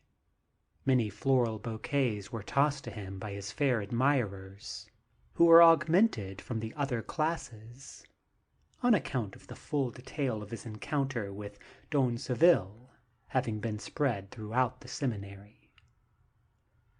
The professor, despite some discoloration on his benign visage, flushed crimson like a bashful child, and bowed his acknowledgments as he began his discourse thus: 1927. Colonization of Central Africa. A system of general colonization on a large scale was, during this year, undertaken by the British government. By a new homestead law, embodying liberal inducements, a vast army of colonists from all over the British dominions were transported to Central Africa. Thousands upon thousands of persons from congested districts of London, Glasgow, Liverpool, and other large cities were persuaded to leave their limited surroundings and uncongenial atmosphere and go to the promising new land teeming with boundless opportunities. Almost the entire inhabitants of the isolated islands of the Shetlands and Orkneys, who led an indolent life and eked a meager existence by fisheries, joined this grand trek to Central Africa. Many thousands from the Canadian provinces and from the United States of America joined the exodus, as did also thousands from the East Indies. The thorough and admirable manner in which this laudable movement was handled mitigated the hardships of transportation, and thus within a few years more than 5,000,000 poor, homeless, and indolent people were given homesteads of their own, awakening them into energy and thrift. Within a decade the population of Central Africa reached the grand total of 25,000,000 industrious, loyal citizens, forming a flourishing dependency, enjoying home rule and liberty under the protection of the British laws and arms. 1928. The conflagration of the Atlantic Ocean. One of the most wonderful and at the same time awful conflagrations of its kind on record in the history of the world was that of the apparent burning of the Atlantic Ocean, covering an area 150 miles wide.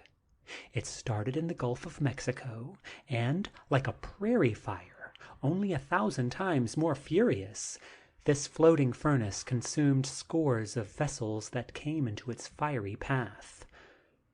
A few weeks previous to this awful holocaust, the petroleum wells in Texas, New Mexico, and Louisiana had run dry on account of severe earthquakes. It was argued by scientists that, by some subterranean convulsions, the oil well fissures had shifted their course into the waters of the Gulf, and the vast accumulation of the inflammable fluid floating on the ocean had been ignited, either by an electric spark during a thunderstorm or by some combustible being thrown from a sailing craft. 1929. The Court of Labor.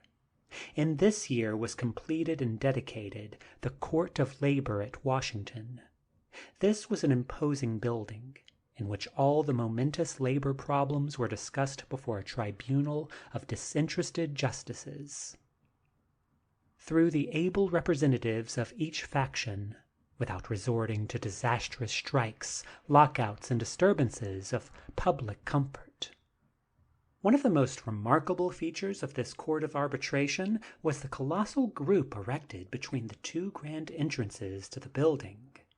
This was not a semi-nude female figure with bandaged eyes, holding in her hand the conventional pair of scales, but a Herculean figure of Uncle Sam with his starry hat and glorious chin whiskers, having 3 faces, 3 eyes, and 3 arms. Before him were a group of 3 figures which represented respectively capital, consumer, and labor. In each figure were his eyes wide open and alert, bent with searching scrutiny upon the person in front, to whom he dispensed the just share of each from a huge cornucopia at his feet. 1930. Landlordism in America. One of the most scandalous evils which had crept gradually in the United States and eventually became a source of grave anxiety to the government was a system of landlordism amongst the very rich. While the general public were slumbering in blissful ignorance, this coterie of avaricious syndicates and multimillionaires had mysteriously become possessors of vast tracts of lands in every state of the Union.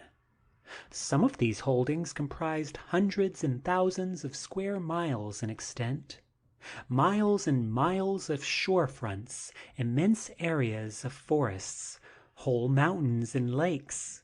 Through the conniving, corrupt state and county officials had passed into the hands of private individuals who, in return, had become extremely arrogant in their treatment of the public by unreasonable restriction.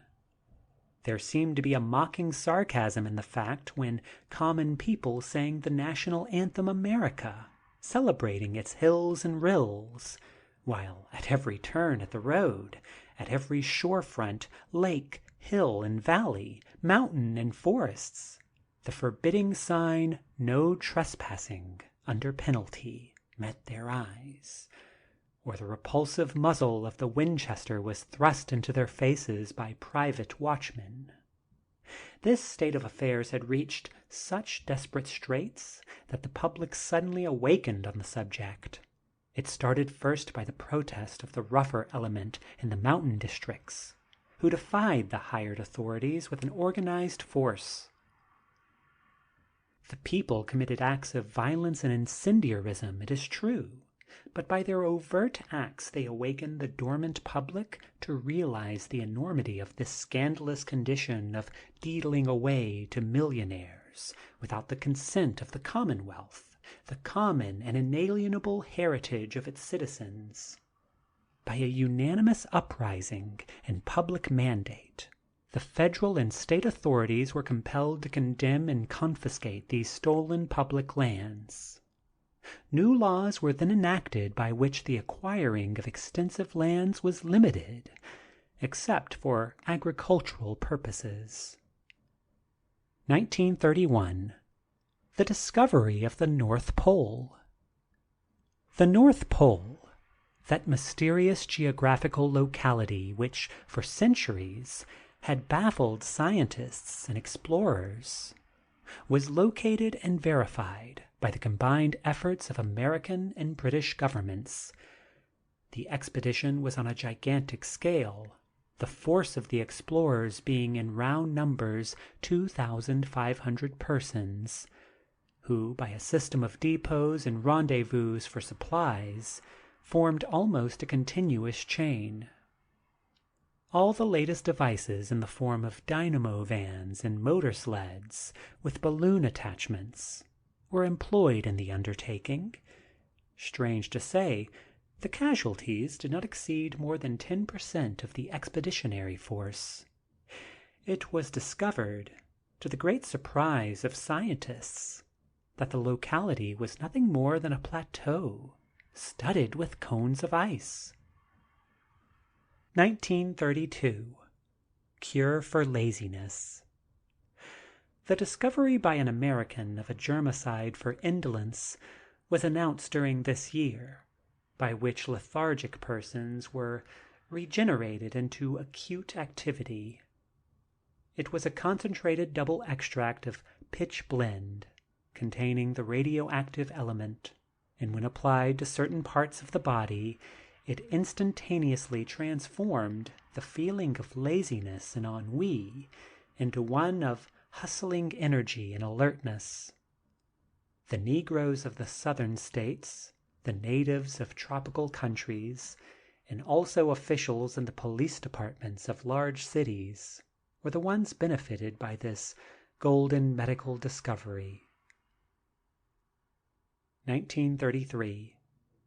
Capital punishment. The abolishment of capital punishment in many states of the Union, through the impulsive sentimentality of a minority, had given birth to an old-time evil, that of feudalism. It was well for people preaching mercy for murderers when somebody else was the victim, but when the crime was perpetrated against one of their homes, their feelings were entirely changed. The increase of vendetta was the result, and it occurred with such a lamentable degree of frequency that the old uncontrovertible Mosaic law, blood for blood and life for life, was re-established. 1934. Abolition of hereditary titles in England. The agitation for the abolition of hereditary titles in England caused a crisis in the political and social world of Great Britain. The degeneracy of hereditary nobles, their utter incapability adequately to fill the positions left by their illustrious ancestors, to the detriment and retrogression of the British government, was the main cause of bringing about this bloodless internecine revolution. Despite the most strenuous opposition by the friends of the nobles, a new law was added to the revised Magna Carta by an overwhelming public demand. With few exceptions, it nullified the existing title and elevated to peerage only worthy citizens for life, on condition of the good behavior of the incumbent. This excellent law brought fresh and saving blood into the political and civic life of England. The movement precipitated the abandonment of the House of Lords, and created in its stead a body called Senatorium, whose members were elected by the tax-paying citizens. 1935. Blowing the earth into fragments.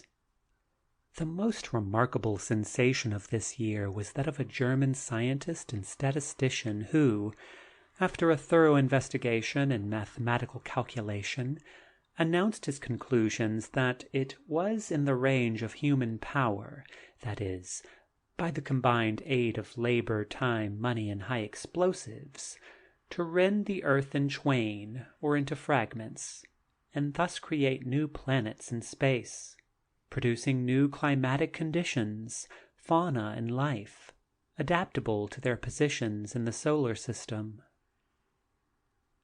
1937. An American penal colony. The census of this year revealed an unprecedented number of evildoers, causing great anxiety to the government. There were recorded 92,000 criminals in prisons and 76,000 paupers in the poorhouses. This army of public charges cost the state authorities more than $30 million for their maintenance. At last, by the stress of popular agitation, the government adopted a policy of penal colonization, selecting a desirable island in the Philippines. The federal authorities succeeded in transporting to the island within 3 years, and with half the cost of their maintenance at home, 1,000 of these unfortunate malefactors. Here they were given every facility and aid for acquiring and building of homes, farms, and factories, and within 10 years, under a wise military administration, more than half of that number were reclaimed, forming a prosperous and loyal community in the Eastern Hemisphere. 1938. The Great Telescope. With the munificent contributions to a general fund, amounting to $2 million by the English, American, and French governments, the greatest telescope which the world had ever known was constructed in Paris. Its lenses measured more than 2 meters in diameter, which, combined with a mammoth revolving camera obscura, brought the moon and some of the planets within the range of visual observation, revealing on Venus and Mars the existence of vegetation and moving objects. 1939. The Earth, an Electric Motor. Emile Flammarion, the worthy grandson of the eminent French astronomer, demonstrated by an extremely clever mechanical contrivance in vacuo that the Earth was merely an electric motor in space. 1940. The trend of religious thought. Religious thought or spiritual belief is not an invention of morals. It is an inborn attribute of the human mind. While man was in his savage or semi-barbarous stage, the ethical and spiritual conceptions were correspondingly crude, and religious warfare predominated. With the advance of civilization, its development kept pace with it, until at the dawn of the 20th century it had undergone, by natural evolution, a marked metamorphosis. It gradually divested itself of its legendary mysticism, fantastic dogma, and spectacular schisms. With all intelligent thinkers promulgated a propaganda, not of external forms of worship, but those uncontrovertible basic truths which always will hold. It is true that in an era of commercial materialism, great masses of people embraced agnosticism and ethical culture, rejecting that supernatural conception of a first cause, of which they claimed their limited intellect had a vague idea and was deeper than the hazy human comprehension. Yet the shallow Ingersollian philosophy of attacking a force which filled millions with hope and goaded them to self-sacrifice, mercy, and charity, without substituting something better, was repudiated by the intelligent and appealed only to the abnormal and the foolish. The tendency of materialism in religion continued unabated until the startling announcement of a German scientist who claimed it was within human power to rend the world in twain, also the marvelous revelation through the mammoth telescope by which was discovered moving objects in vegetation in other planets, brought an acute crisis. A tremendous religious revival swept over all the world. It expanded the mental horizon of human conceptions. The existence of living organisms in other spheres came within rational deductions. The possible existence of beings far superior in intellect to ourselves came within the limit of legitimate theorizations, and the more men began to grasp with the cooperations of science the infinite vastness of the universe with its numberless millions of inhabitable worlds, the probability of an intelligent force of vast creative power came within the scope of human understanding. The forceful passage in the Holy Writ that God created man in his own image became more and more lucid. Consequently, the pantheism of the old Greeks were revived with more clearness, and the existence of a personal God somewhere in this boundless universe appealed to multitudes with new zest. "Pray, Professor, what is your opinion of a first cause?" ventured one of the students. "There are so many mysterious forces," answered the professor, "that although we cannot see, yet we feel their power and are conscious of their results. And as our moral organism cannot conceive a thought which is beyond its own limitations, the very idea of our thought of a first cause falls within the range of human conception. When we gaze at an automobile, which is the creation of a creature, we see a wonderful parallelism. Its requirements to make it an active energy bears a strong analogy of its inventor. Yet an automobile with its requirements for power supplied is a worthless mass, unless operated and guided by its creator. Does not this vast universe, with all its wonderful manifestations, suggest a creative force which governs it? Albeit it is not within my province nor in my power to penetrate the veil," continued the professor, looking in a pensive mood. "But as the coral protoplasm begins its edifice from the calcareous mire in the dark recesses of the ocean, upwards through the murky and semi-transparent liquid, finally reaches the pellucid surface, kisses the wave and sees the light, methinks likewise the spiritual perceptions of mankind, which has grown from the depths of savagery and through the maze of intolerance, dogmas, and schisms, will go onward in its evolution, and perhaps our prosperity will at last penetrate the mystic veil and see the light, God." 1941. The birthday anniversary of noted centenarians. Lithia Bingham, young Dr. Bray, and Sister Etty received the homage and congratulations of millions of their admirers on their 150th birthday anniversary. The remarkable longevity of this trio of Methuselahs was attributed, in the case of the two first mentioned, to their own cure-all concoctions, and the last to her scientific revelation of thinking that there is no such thing as pain or death. "In closing this review of historical events," said the professor, looking around the auditorium, "there are a few other important happenings that bring us to the present decade.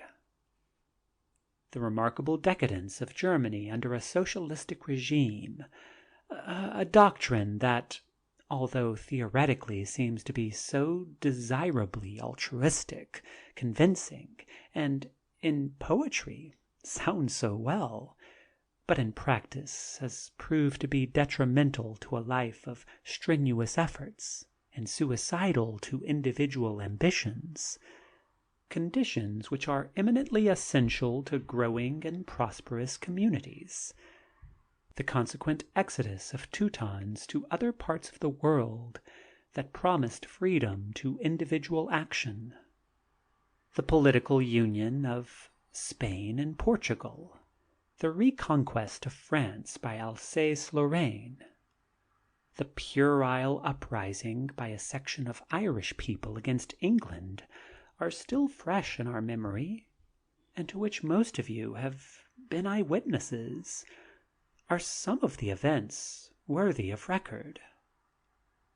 Here the professor, after a pause, changed his subject to future possibilities, and presenting to the class in eloquent words a glowing, optimistic picture of conditions for future generations, brought his discussion to a close. When he stepped down from the rostrum, he was at once summoned by the entire class and was tendered an impromptu but agreeable reception. End of chapter 6.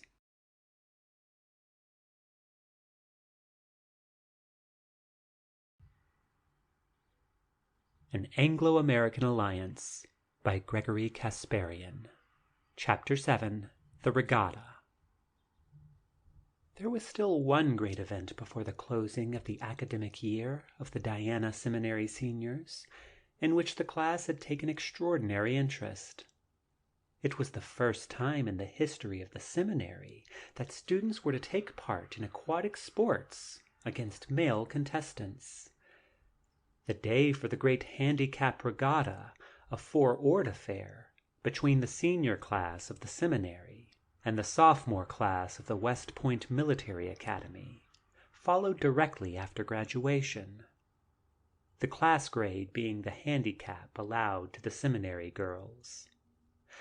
Aurora and Margaret, after their avowal and covenant, were again in normal condition, cheerful as of yore, and as they were the most available pair for the aquatic contest, from the beginning they had been chosen unanimously as the exponents of the class of 1960, and they went into the execution of the sport with vim and enthusiasm.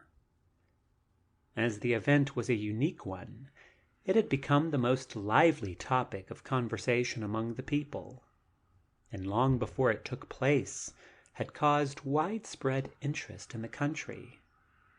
Having been advertised and exploited extensively in the daily press, it is needless to say that an unusually large concourse of visitors had arrived by land and water to witness the classic and unusual contest. The course of the race was laid near Poughkeepsie, and was in the shape of a heart. That is, starting at a given point, side by side, they raced about half a mile abreast, then one crew turning to port and the other to starboard, diverging in a parabolic circle, passed each other in the center within a short distance of the starting point, and making counter circles, started on the home run, again abreast. See diagram, page 90. The personnel of the seminary crew consisted of the following young ladies: Aurora Cunningham, coxswain; Margaret MacDonald, stroke; Horatia Seymour, number 1; Eunice Ward, number 2; and Norma Southworth at the bow. When the preliminary signal to make ready was given, both the crews rowed gracefully to the starting ground and began to maneuver. At the sharp report of the signal gun, the two shells shot past the line almost abreast, amidst deafening acclamation from the spectators on the shore and the shrill tooting and whistling of the sailing craft of every description that had formed almost a compact circle around the course. The calm and pleasant weather had allowed the waters of the Hudson to run as smooth as a looking-glass, except for the turbulence caused by the ever-restless pleasure boats thronged with sightseers, each endeavoring to get a better vantage point of the impending struggle. As the contest progressed, the interest of the watchers began to increase.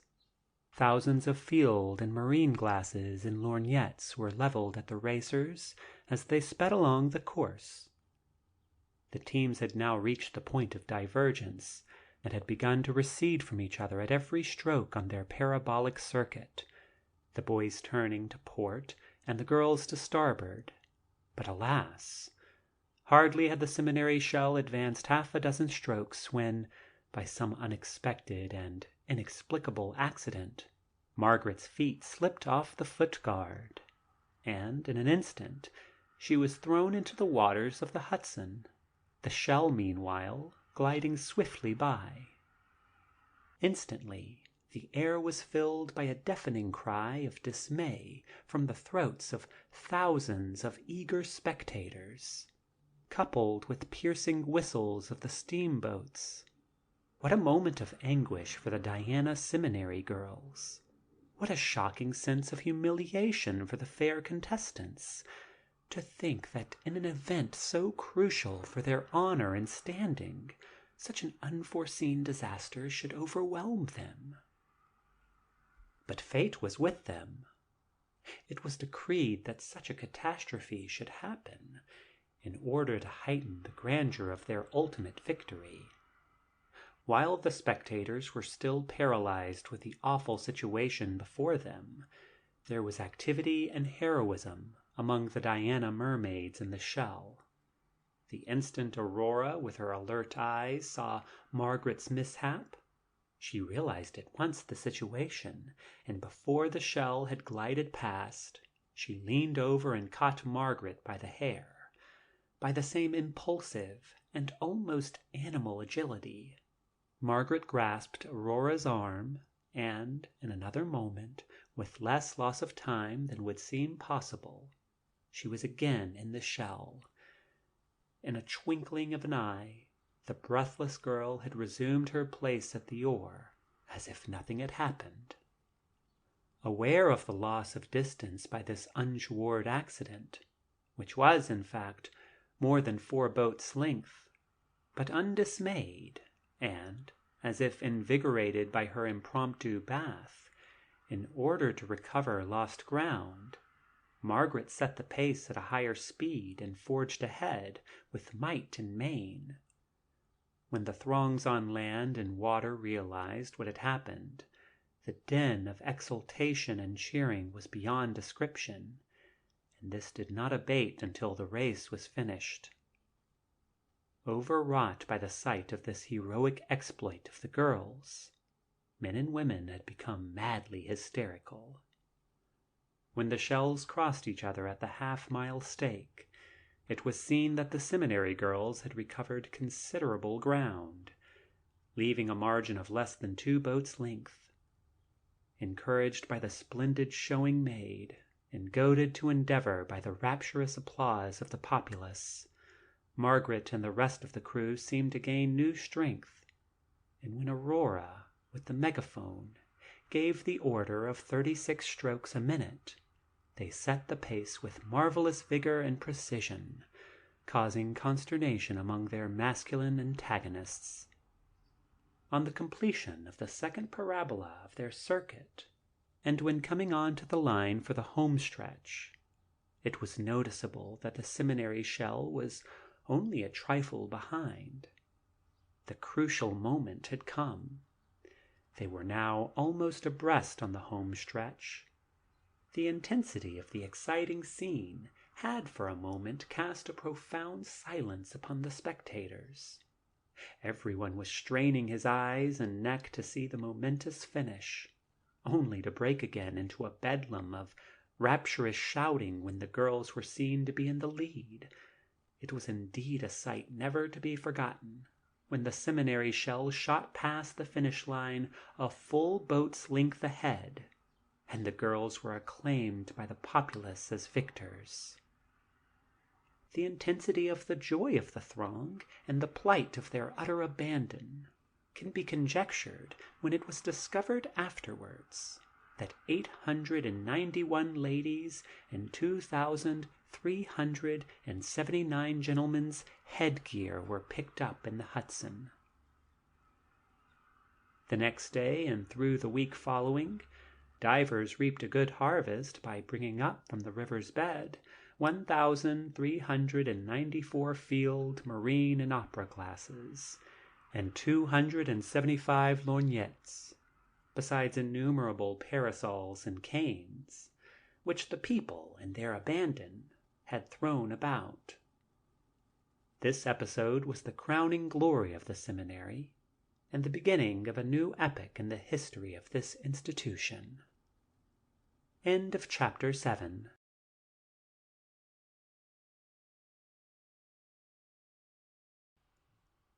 An Anglo-American Alliance by Gregory Casparian. Chapter 8. Dr. Hyder bin Rabah. Like a nebular comet in a faraway constellation, so mysterious in its orbit and composition, was Dr. Hyder bin Rabah, who suddenly made his appearance in the suburbs of the cosmopolitan city of B on Long Island. He occupied the spacious mansion of a wealthy merchant who had abandoned it for a more comfortable lodge in the Adirondacks. Surrounded by somewhat neglected clumps of pines and shrubberies, the establishment was entirely isolated from the highway and most suitable for a man like the Hindu doctor, who seemed always to desire seclusion. In order to form an idea of his singular personality, a brief description will perhaps enlighten the reader. He was tall, lank, of swarthy complexion, endowed with a Cyrenesque proboscis, and a mustache which protruded like the tusks of a walrus. His eyebrows resembled the mustache in miniature. His big greenish-yellow eyes, with spacious white borders and cat-like pupils, were able to bring to bear an intensely hypnotic gaze, which had an irresistible and subjective power. As he was invariably attired in the picturesque costume of his country, and from the fine texture of the silken turban and embroidered robes, could easily be conjectured that he belonged to a high caste and noble Hindu family.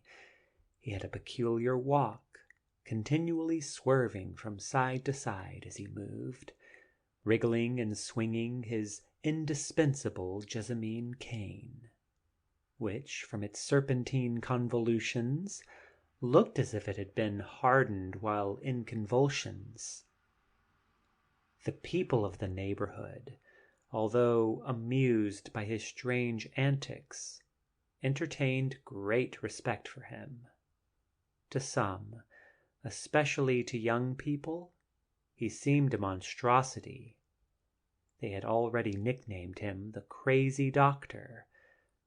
Vague rumors circulated among the gossip-loving residents that he was a political refugee, who, finding his life in danger in India, had fled from his native land.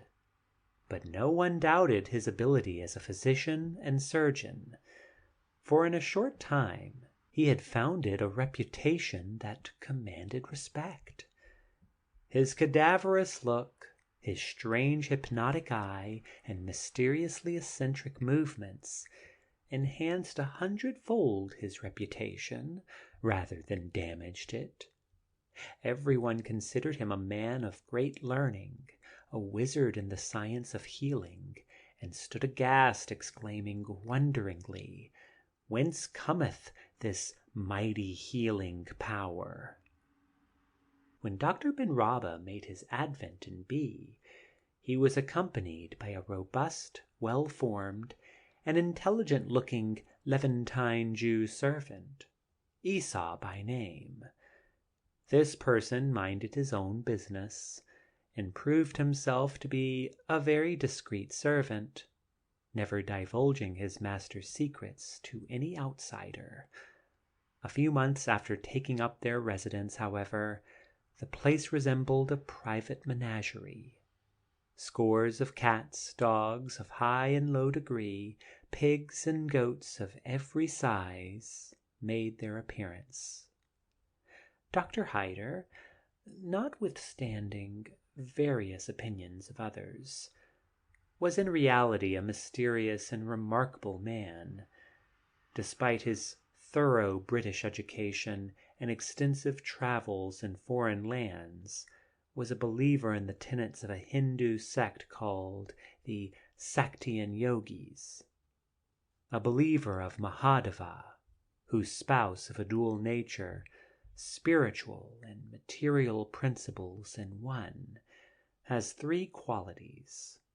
First, dominion and desire. Second, rectitude and wisdom, with power to control senses, and third, violence and passion. The doctor, moreover, was conversant with all the Hindu mysticism and sciences, astronomy and magic. He was capable of restraining respiration, besides being a natural-born hypnotist of great power. Modern practical medicine and surgery were also among the doctor's accomplishments, as he had a 7-year course in the National University of Medicine of London.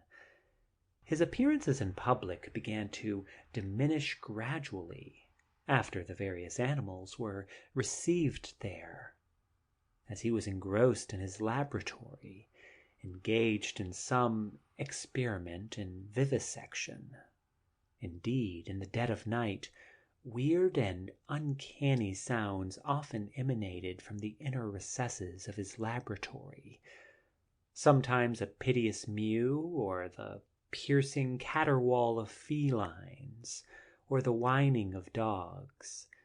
At other times, the plaintive beating of a goat, the squawking of a goose, or the squeal of a pig broke the silence of the night, while at intervals now and then several owls on the roof gave vent to their weird hootings. This state of affairs naturally gave an awful aspect to the place, and kept the inquisitive visitors at a distance, while the mischievous youngsters gave the place no trouble from trespassing. The only incident which reached the public was told by a precocious youth, who, with grim determination, strived to unravel the mysteries of the place. On a cloudy night had crawled into the garden, climbed a tree, and hidden himself until later on, when the full moon appeared above the horizon and cast its hazy light through the clouds. Then an uncanny sight had unfurled before his eyes.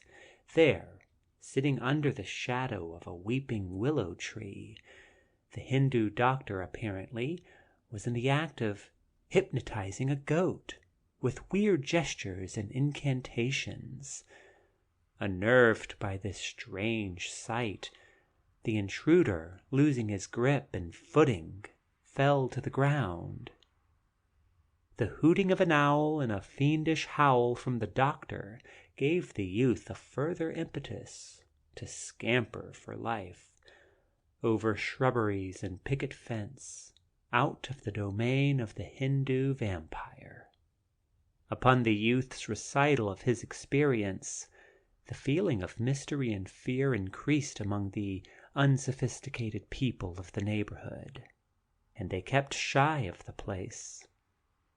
But the climax of their apprehension was reached when, shortly after, the following curious sign adorned the main gate of the house: Dr. Hyder bin Rabba, vivisectionist and reincarnator.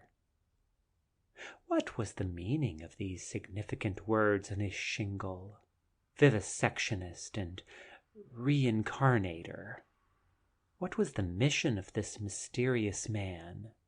To what line of surgical science did this assortment of animals contribute, whose piteous wails ever and anon emanated from his laboratory?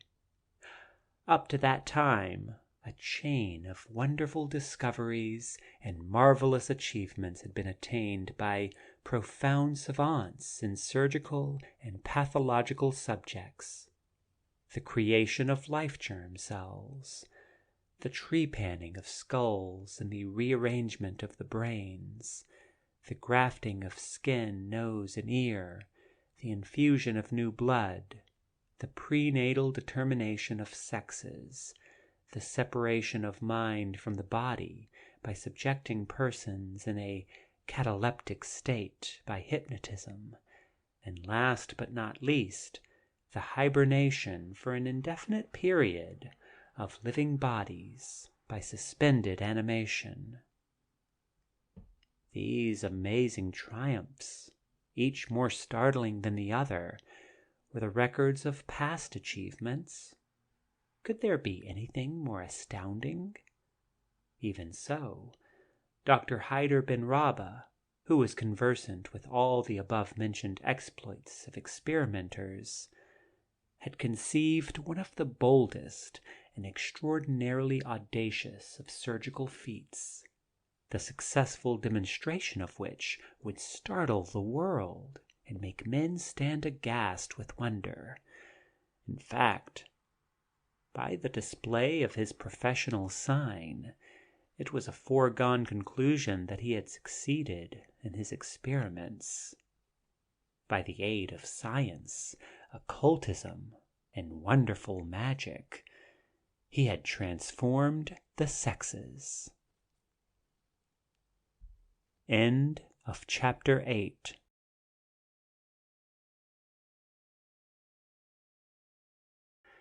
An Anglo-American Alliance by Gregory Casparian. Chapter 9. A Ray of Hope. It was the day of departure of Aurora Cunningham for London, England. Margaret had accompanied her in an automobile to the city of B to see her off. Their parting had an unusual sadness as they stood on the deck of the dynamo ship Columbia, a 4-day ocean greyhound. They seemed to be paralyzed at the barrenness of the future, looking into each other's eyes as if trying to challenge sincerity to their oath of allegiance. It was extremely touching indeed when they were compelled by the officers of the ship to take their final leave, and as the Columbia began to recede gradually from its moorings, her prow compass to the British Isles, Aurora's lithe figure could be seen at the stern of the boat, throwing kisses and waving her handkerchief toward Margaret, until the distance grew wider and farther and the figure fainter, and at last was lost to view. Left alone on the shore, Margaret did her utmost to control her emotions of parting from her beloved friend. With suppressed feelings, she mounted her automobile reluctantly and bade the chauffeur proceed to New York City, from whence, after a short repose, she intended to take the train for her home in Wyoming. She had hardly gone a mile or two out of the city of B when her emotions had swelled beyond her capacity of control, and she became delirious in her seat in the auto. Some pedestrians by the way, noticing that something unusual had happened to the fair occupant, called the attention of the chauffeur to his charge. He brought the machine to a standstill, and the necessity of enlisting the services of a doctor was at once apparent. One of the bystanders suggested that the nearest available doctor was the Hindu surgeon, Dr. Hyder bin Rabah, about a furlong farther down the road, and thither the patient was wheeled with all possible haste, and within a few minutes she was in the doctor's reception room. After a cursory examination, bin Rabah appeared somewhat puzzled. "She is in a state of coma," he said, rubbing his forehead with his bony fingers. "But I do not see any physical cause to induce that condition. It seems to me," he added, "that every function of the organs are in a perfectly normal state." His face brightened at once, however, with a smile of victory. A happy thought had come to his fertile mind. He had thought of the singular methods practiced by the diagnostician, Avicenne of Balkh, the father of occult diagnosis, and the words of the Kashmirian poet came to his memory, who nearly 10 centuries previously had said, "The pulse of the loving beats higher, agitated only at the name of the beloved." Taking thereupon her pulse into his hand, he began to question the chauffeur, where she had gone, with whom, what was the other lady's name, etc. He knew that, although she was in a state of coma, her senses of hearing and of understanding were performing their regular functions. At the mention of the name Aurora Cunningham, there was a remarkable change in Margaret. Her pulse began to beat double quick. After repeating the experiment, and satisfying himself that the cause was a matter pertaining the heart, in fact, the girl's infatuation for her departed friend, and that there was nothing in the materia medica as an antidote, that the only restorative remedy that could be found was in hypnotic occultism, he leaned over the prostrate figure before him and whispered some words into her ear. The correctness of his diagnosis became plainly evident. The patient, with perfect tranquillity, opened her eyes and, with a complacent smile, looked into the face of her restorer. After a few more magnetic passes and words of encouragement from the wizard, she had completely recovered herself, to the amazement of the anxious group of persons who had gathered there, curious to know the fate of the fair occupant of the automobile. Within half an hour she again entered her auto and proceeded on her way to the city.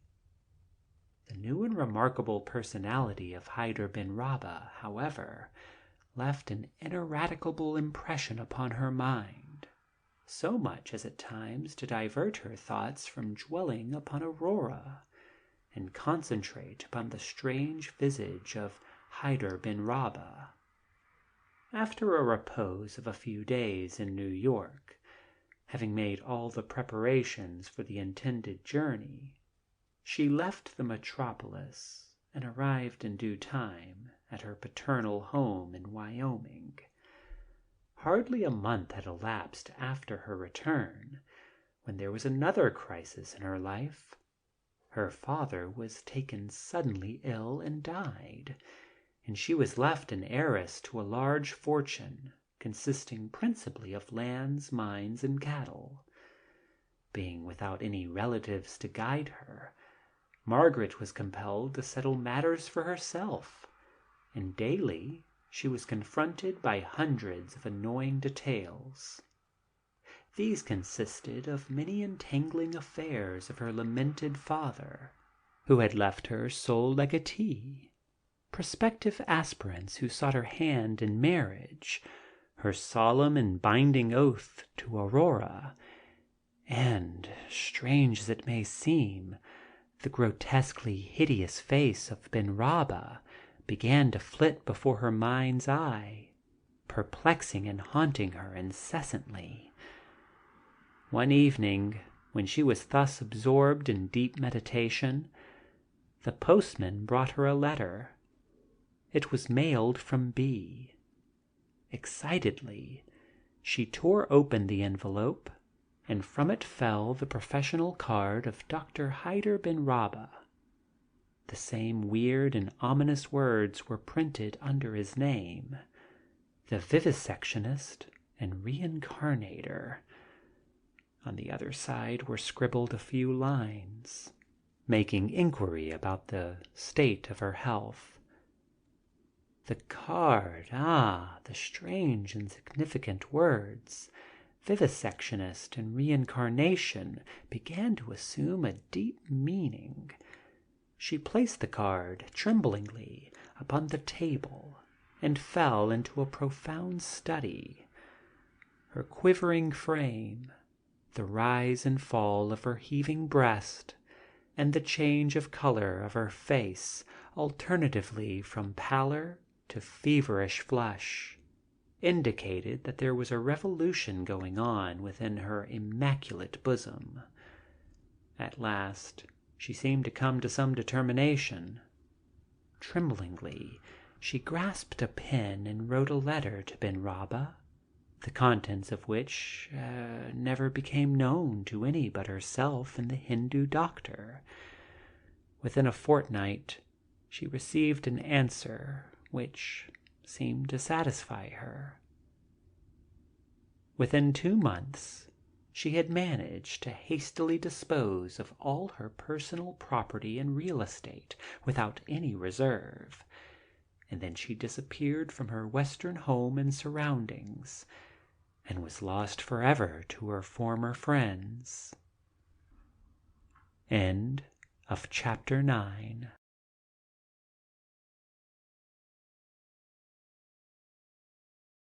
An Anglo-American Alliance by Gregory Casparian. Chapter 10. The Transformation.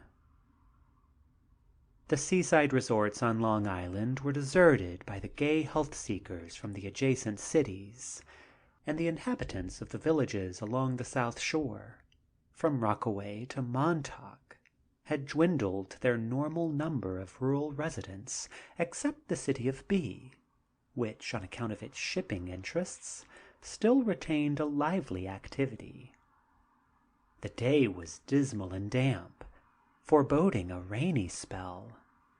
There were scarcely any people on the street, and at dusk, when the Montauk Express stopped at the station of B, there were only a few passengers to alight.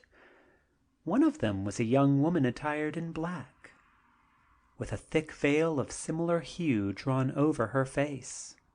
She looked furtively up and down the platform with painful anxiety, and espying an automobile a few rods below the station, walked toward it hesitatingly, at the same time pulling from her wrist-bag a crimson handkerchief.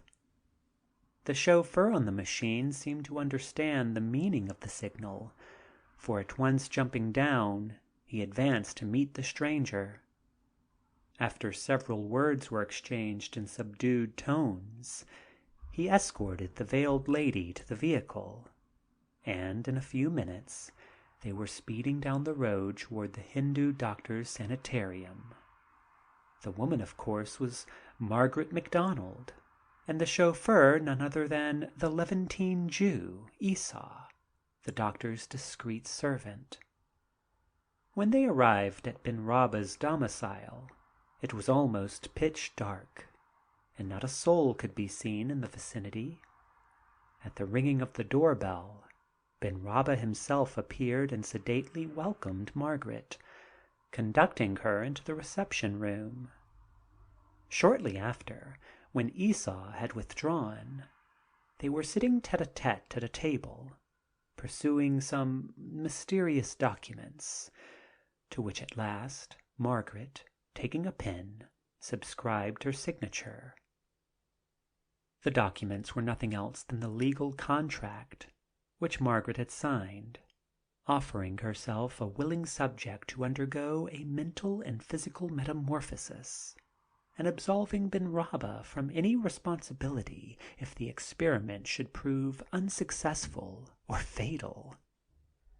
After a fortnight of dietary preparation, Margaret was taken into the laboratory of the wizard, and immediately hypnotized by him into a state of cataleptic coma. An awful sensation crept over one upon looking around about this den called the laboratory. Glittering saws and scalpels were hung in rows on the walls. Lances, beakers, and retorts were scattered on the tables and on the floor, and 101 other apparatus and bottles could be seen upon the shelves.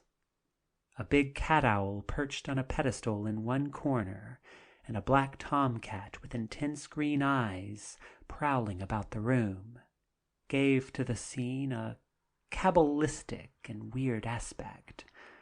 Here among these uncanny surroundings, Dr. Hyder Ben Rabba isolated and busied himself with continuous vigilance for many months in order to achieve an undertaking that seemed miraculous and impossible.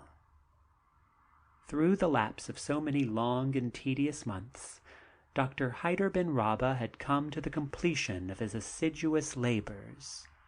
labors which had almost exhausted his consummate skill in hypnotism, surgery, and magic. After a final but scrupulously careful examination of the patient, assuring himself that every muscle, nerve, gland, and artery were in their proper place, he paused a moment before the prostrate body. It was a solemn and tragic moment. Signs of intense anxiety were visible upon his otherwise imperturbable visage, betraying the fact that he was in a crucial predicament. What if on awakening the patient he found her a maniac, irrevocably bereft of reason? What if his reincarnated subject should prove to be a hideous Frankenstein, or a monstrosity devoid of finer senses? What if she should prove to be a man with effeminate mind and manners? Such and 1,000 other similar fears and misgivings were flashing in that moment through his mind. Confident of his ultimate success, and undaunted with apprehensions, he assumed a determined countenance, and commenced to undo the hypnotic spell in order to restore his subject to life and energy. With eyes dilated, eyebrows knit, and arms stretched, holding in one hand a magic wand, this future Mephisto uttered some mysterious words in sepulchral intonations, snapped his fingers 3 times, and presto, the spell was broken. The full magical effect of his audacious undertaking was evident, for scarcely had the last syllable of those mysterious and incomprehensible words left his shriveled lips when a sudden tremor shook the frame of Margaret, and, with a subdued groan, indicative more of a sensation of bliss than of pain, she opened her eyes. A triumphant smile pervaded her countenance, as if awakening from an utopian dream. Dr. Benrabah, meanwhile, perceiving the crowning success of his work, and standing beside her, began to exclaim with rapturous joy, "Metempsychosis! Metempsychosis!" The patient at once became conscious that her bodily transformation was complete, for it did not take long to realize it, as he stood there, a beautiful specimen of manhood. This miraculous transformation brought to light another remarkable mental discovery. It was discovered by the doctor that all the accomplishments, knowledge, and mental attributes possessed by Margaret prior to her reincarnation had been intensified 100-fold in their entity into those of an aggressive, daring, and strenuous masculinity. Margaret, assuming forthwith a masculine name, remained a few months under the care and tutelage of Benrabah, in order to acquire further important knowledge in hypnotism, diplomacy, etc., that would be of invaluable service in his future career. And it was not until September, almost 1 year after the advent of the patient, that he reluctantly bade good-bye to Hyder Benrabah, and was again lost in the vortex of humanity. End of chapter 10.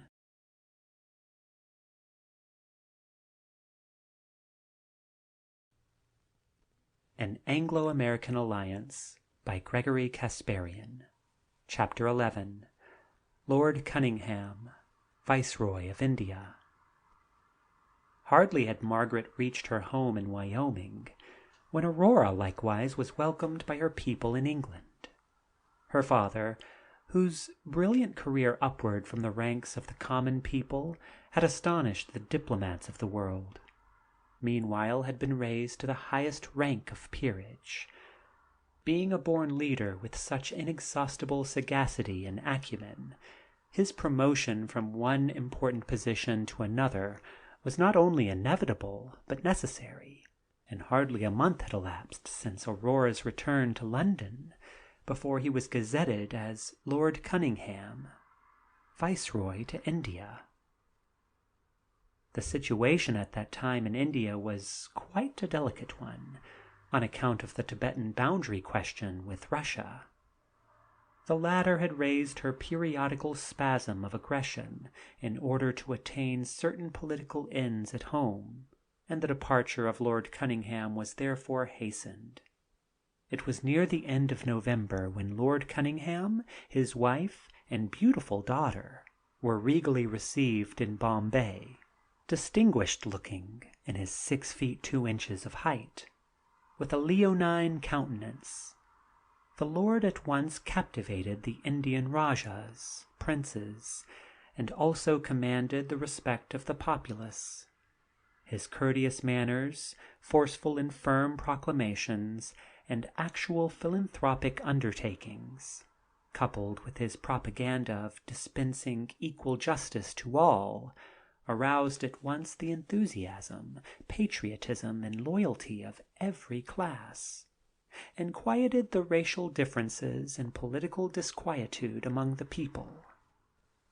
The Russian government, seeing this solid phalanx of unity and change of sentiment of the Indian people, beat a hasty retreat under the subterfuge of quelling an alleged disturbance on the borders of Manchuria.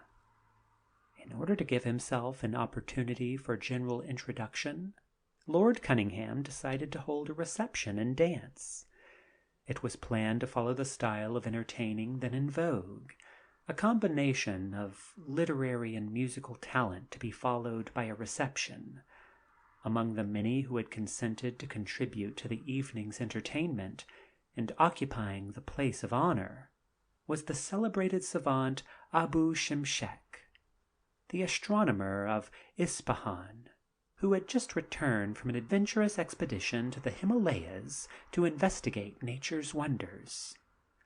Lord Cunningham, being aware of the presence of the celebrated prodigies, the Dusky Quartet, who were on their itinerary to Bombay, had sought and engaged their services for the occasion.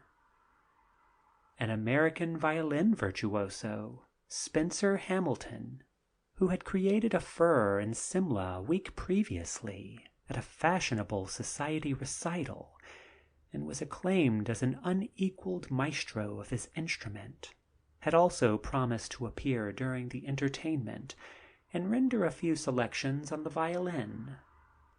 On the night of the soirée, a great multitude of natives, as well as eminent European personages, were present, in all the picturesque splendor of the habiliments of their respective countries. There were Maharajas, dazzling with diamonds, accompanied by their retinue blazing with silver and gold embroidered costumes, ascetic Brahmins, and somber-looking fakirs from the seats of learning of Hyderabad, mysterious emissaries from the sacred city of Delhi, learned sheiks with flowing patriarchal beards from Arabia and Egypt, magicians from all over Persia, besides all fashionable folk from military posts throughout the East Indian Empire. Dashing and handsome officers vied with each other in their endeavor to do homage to the beautiful Aurora, who was enthroned next to her mother. After a prelude on the dulciphone, Abu Shimshek, amidst the huzzah and clamor of the assemblage, with great dignity came forward, and with uplifted arms, invoking the spirits of Hafiz and Firdozi to endow him with eloquence, began to account of his thrilling adventure as follows. End of chapter 11.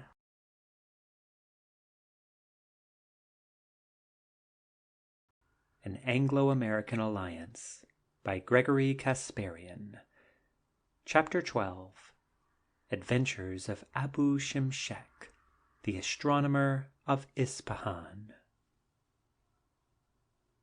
Up on the Kinchinjunga's lofty summit, where earth and heavens meet, where myriads of crystalline icy temples in their immaculate and prismatic garbs here and there and manywhere abound, temples in whose solid glacial niches saints perpetually hold communion with Mahatma's sun. I said I was upon the Kinchinginjas, I, for no other purpose than on a mission sublime, to climb nearer to heaven in search of the Creator's secrets profound, and reveal them to the human race. Day after day, thus dauntless and resolute, I scaled craggy precipices. Through mammoth caverns of desolate solitude, I wended my way up to reach the goal of my ambition, lured there by my faith. Night after night thus I gazed and scanned heaven's canopy, studded with twinkling jewels, but alas, it seemed farther and more remote grew the space between me and the blue heaven, with no mortal kind to cheer my solitude, except the wails of hungry jackals and the wild groans of the Bengal tiger, fierce, with myriads of phantom spirits darting here and there in weird fantastic forms. I could not tell whether they were the creatures of some world unseen, or the ghosts of Gautama and his saints keeping vigil over the faithful. But at last, so dire and awful did grow my solitude that, overcome by fright and fatigue, I retreated into a glacial cave beneath a lofty peak. I laid my head on a chilled stalagmite, the frozen floor to my back, and my face and belly against what I thought to be the dome of my cavern. But by the secret wart that grew on Gehengir's nose, what reality, what a wonderful sight! A new world, revolving through space, entirely different from ours, as it had living souls and vegetation in a far more advanced stage of development than ours, was revealed to my astonished eyes. The greatest efforts of men are brought to naught with the elements controlled by Allah's command, or are so small in scale and scope as to be beyond compare with his wondrous works.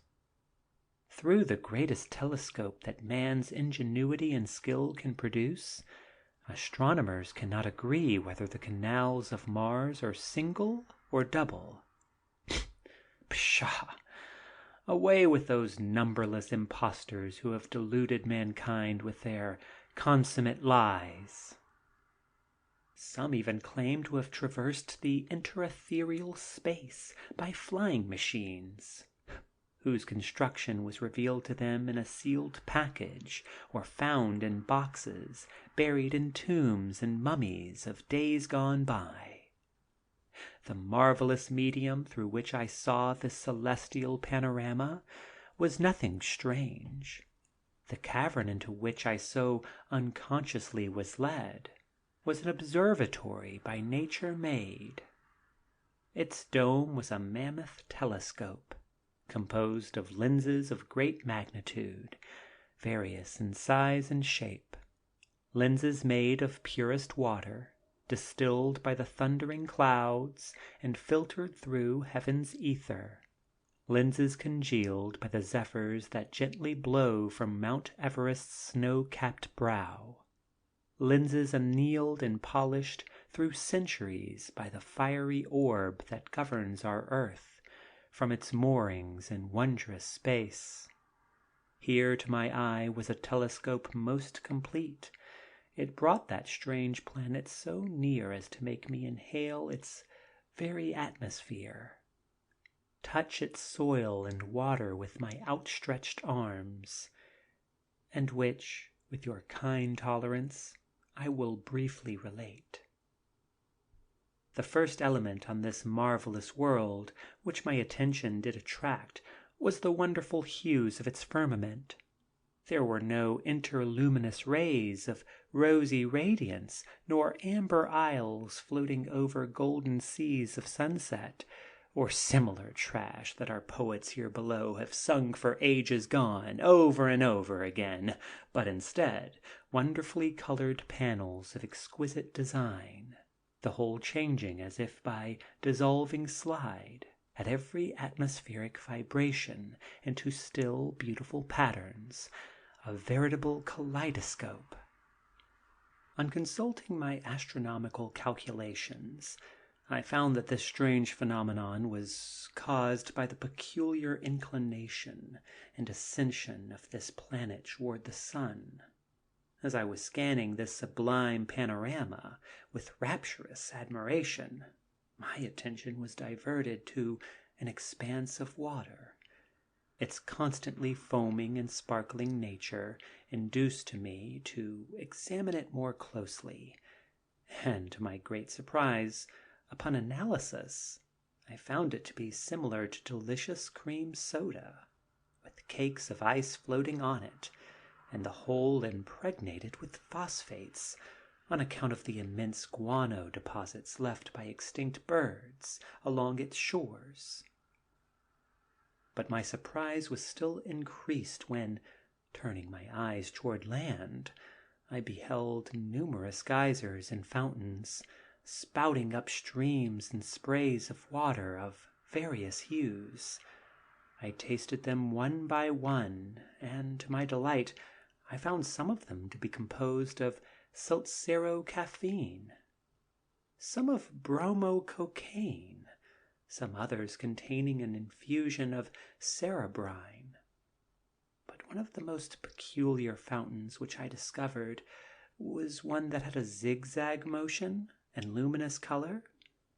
On partaking of a sip of it, I suddenly experienced a strange sensation going through my body, exhilarating and rejuvenating my whole system, eradicating all the dandruff from my scalp, purifying my blood, and dispelling at once that tired feeling.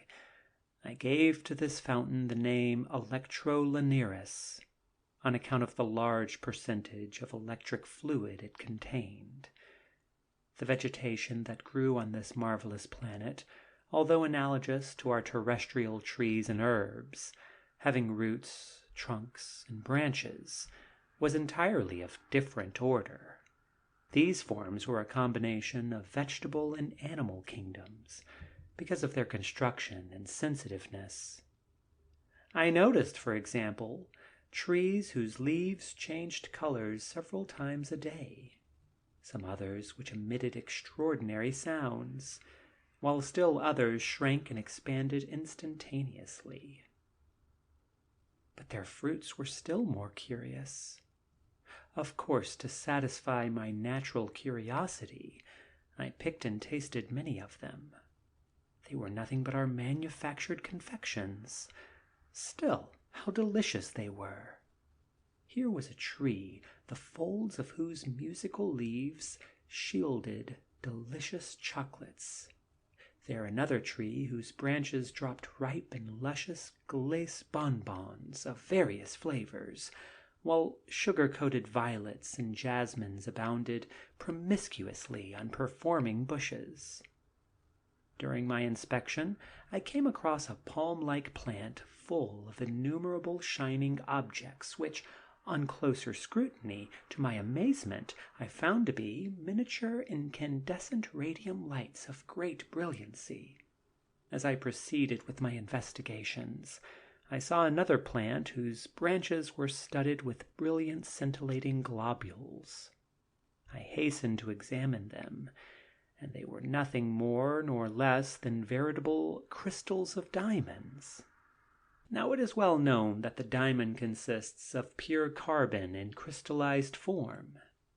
This plant had simply the power of absorbing pure carbon by its roots, and passing through its wonderfully peculiar fibers, exuded and condensed them on its branches like gumdrops, where they hardened by the actions of its equally strange atmosphere. I have on my person, as you will observe, a few specimens which I picked at random. And now, in reference to animals. Perhaps you will expect me to describe to you strange megalothoraces of immense proportions, or gigantic mammalian quadrupeds, mammoth flying dragons, serpents, and birds. But herein I must disappoint you. The truth is, although I searched diligently for such Paleozoic monsters, I came in contact with none.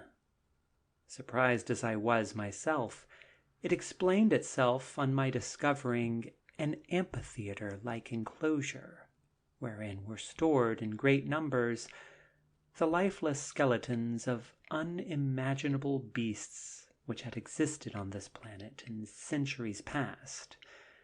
And as on our Earth, the large animals are gradually becoming extinct on account of the advance of civilization, with the exception of the Tammany tiger, the American eagle, and the British lion, I came to the conclusion that on this new sphere, likewise, because of its far advanced stage of civilization, they were already extinct. I could not, however, suppress my laughter on seeing in this collection of monstrous wild beasts two specimens of two-legged mammalians, or human beings. I speedily came to the conclusion that they were either some of those blatant fools who had ventured on journeys to remote planets in their flying machines, or some of our ultra-civilized English and American pioneers, gone on missions of grab and benevolent assimilation. Anon, I came to the most interesting stage of my adventure, that of seeing the most intelligent animals of this new planet, which it seemed had full control over it, so that there remained no doubt in my mind of their being the human race of this strange world. Consequently, I watched them closely, and verily I found them to be far more advanced in civilization and bodily construction than we, mankind. They were so constructed that they had all the advantages which we are obliged to supply ourselves by artificial means and devices. As I describe them, you will, to a certain degree, form an idea of how they looked. They had only one eye on top of their heads, a large globular organ, however, having like the dragonfly a multiform lens. This eye was shielded by an umbrella-like substance of a hard bony nature. Thus protected, they could see all around them at the same time, or whatever side they wanted, without inconveniencing themselves by craning their necks. I thought it would have been a great blessing if we mortals here possessed such optics. Think of the advantage, while going about in a crowded thoroughfare in a great city, to see where you are stepping, to read the various newspaper bulletins, to watch the clock on the spire, to recognize your friends in the surging throng, and besides all these, to be able to dodge adroitly the numerous trolley cars and automobiles at the same time.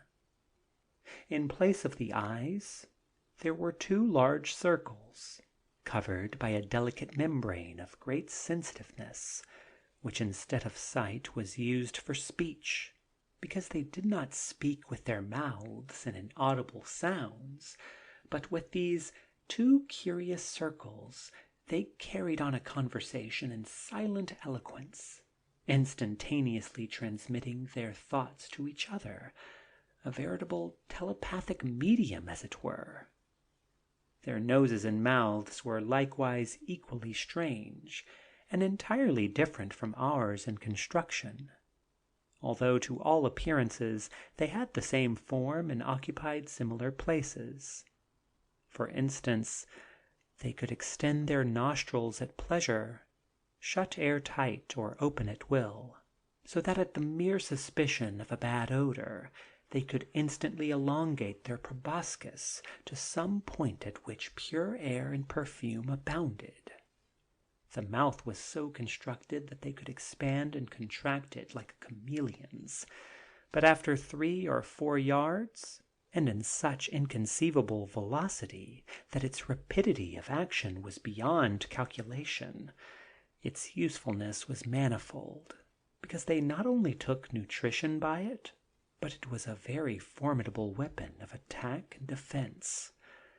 They wore absolutely no clothing, consequently were annoyed by no tailor-made suits, no bloomers, no furbelows, but nature itself had provided with all that was desirable.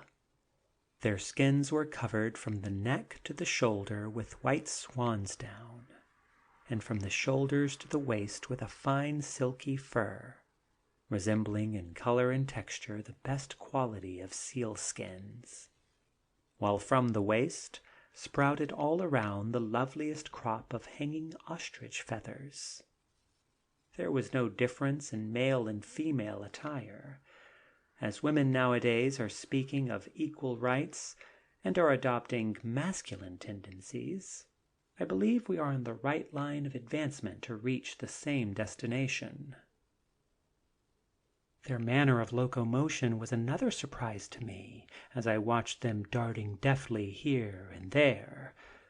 Upon examination of their lower extremities, I found it to be simply locomotion by electricity. Under their feet were several wheels of natural formation. In whichever direction they wanted to go, they set the locomotive current to any degree of celerity.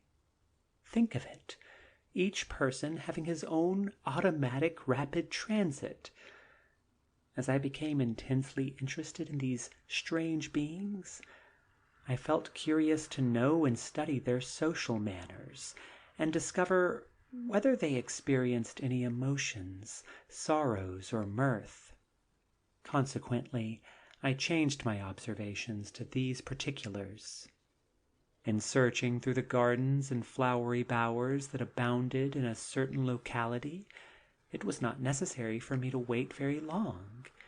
My eyes rested upon a comical spectacle, which left no doubt in my mind that it was a case of amorphous deprivation. It was simply, as I judged, an act of stealing kisses. Oh, the rascal! Here was a maiden sweet and fair, overcome perhaps by fatigue, lying on a velvety grass of cobalt blue, her head resting on a natural eider-down-topped toadstool. And there a precocious youth, perched on a branch of a tree above, his elastic mouth in close contact to that maiden, busily gathering, like a humming-bird, the nectars of osculatory bliss, while his globular eye kept watch round about for any unceremonious or hostile intruder. In vain I tried to imitate. I still feel the thrill. In fact, I would not object to have a mouth so formed, even in this vain world of ours. I believe there are flowers here also ever in bloom, like the fairy maiden above. In reference to the pleasures and enjoyments of these marvelous beings, I was somewhat nonplussed to find that there were no theaters or places of amusement. The fact was that in every respect they were very, very practical. When they wanted to laugh, they simply went to certain valleys of their locality where, on inhaling its atmosphere, they became almost hysterical in their ecstasy of joy, giggling, ha-haing, and continuing in such hilarious laughter without stop until they were thoroughly satisfied. I became curious to know the nature of this atmospheric element which produced such merriment, and on careful analysis found the air to be strongly impregnated with pure nitrous oxide or laughing gas, an inferior quality of which was formerly used by our dentists. Likewise, when they felt a desire to cry, they went to another neighborhood where certain bushes abounded, bearing on their drooping branches a profusion of Job's tears, the sight of which so affected the visitors that they were at once transformed into veritable Niobes, all tears. They wept, sighed, and wailed until their longing had subsided. Their solution of the habitation problem was, I think, that which wise men on this earth have been trying to solve from the beginning of creation. this utopian planet contained no dwelling built by mankind. Consequently, there were no taxes, no new land theories, no internal revenue or protection embargoes. The planet itself produced everything without the aid of its people, and they enjoyed the fruit of the soil equally. Whenever these creatures desired to rest, they retired to certain localities where millions of velvety couches grew like toadstools, on which they reclined, while the vegetation around, with its narcotic perfumes, lulled them quietly to sleep. The duration of their day, which was continual twilight of variegated designs, was, according to my chronometer, 50 hours long, and they divided it into 2 equal parts, 25 hours of which they slept in balmy dreamlands, while the other 25 they indulged in all kinds of recreations and no work at all. As the working hours of our laboring classes are decreasing day by day by the glorious medium of unionism, I am happy to predict that we are on the right path of some day reaching the millennium of doing nothing, so that we shall at last have 12 hours of sleep and 12 hours of recreation. When I saw all these wonderful things, I confess I forgot my mission sublime, and determined then and there to transport myself to that celestial sphere. Consequently, I approached one of them, and appealed for admission to that land of rest and perpetual bliss. Scarcely had I spoken when I felt the atmosphere about me become suffocating.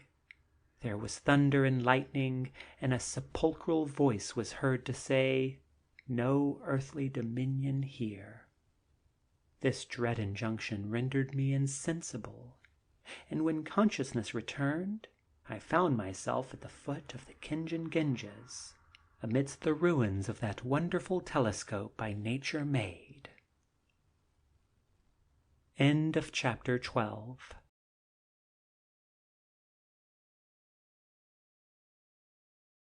An Anglo-American Alliance by Gregory Casparian. Chapter 13. Spencer Hamilton.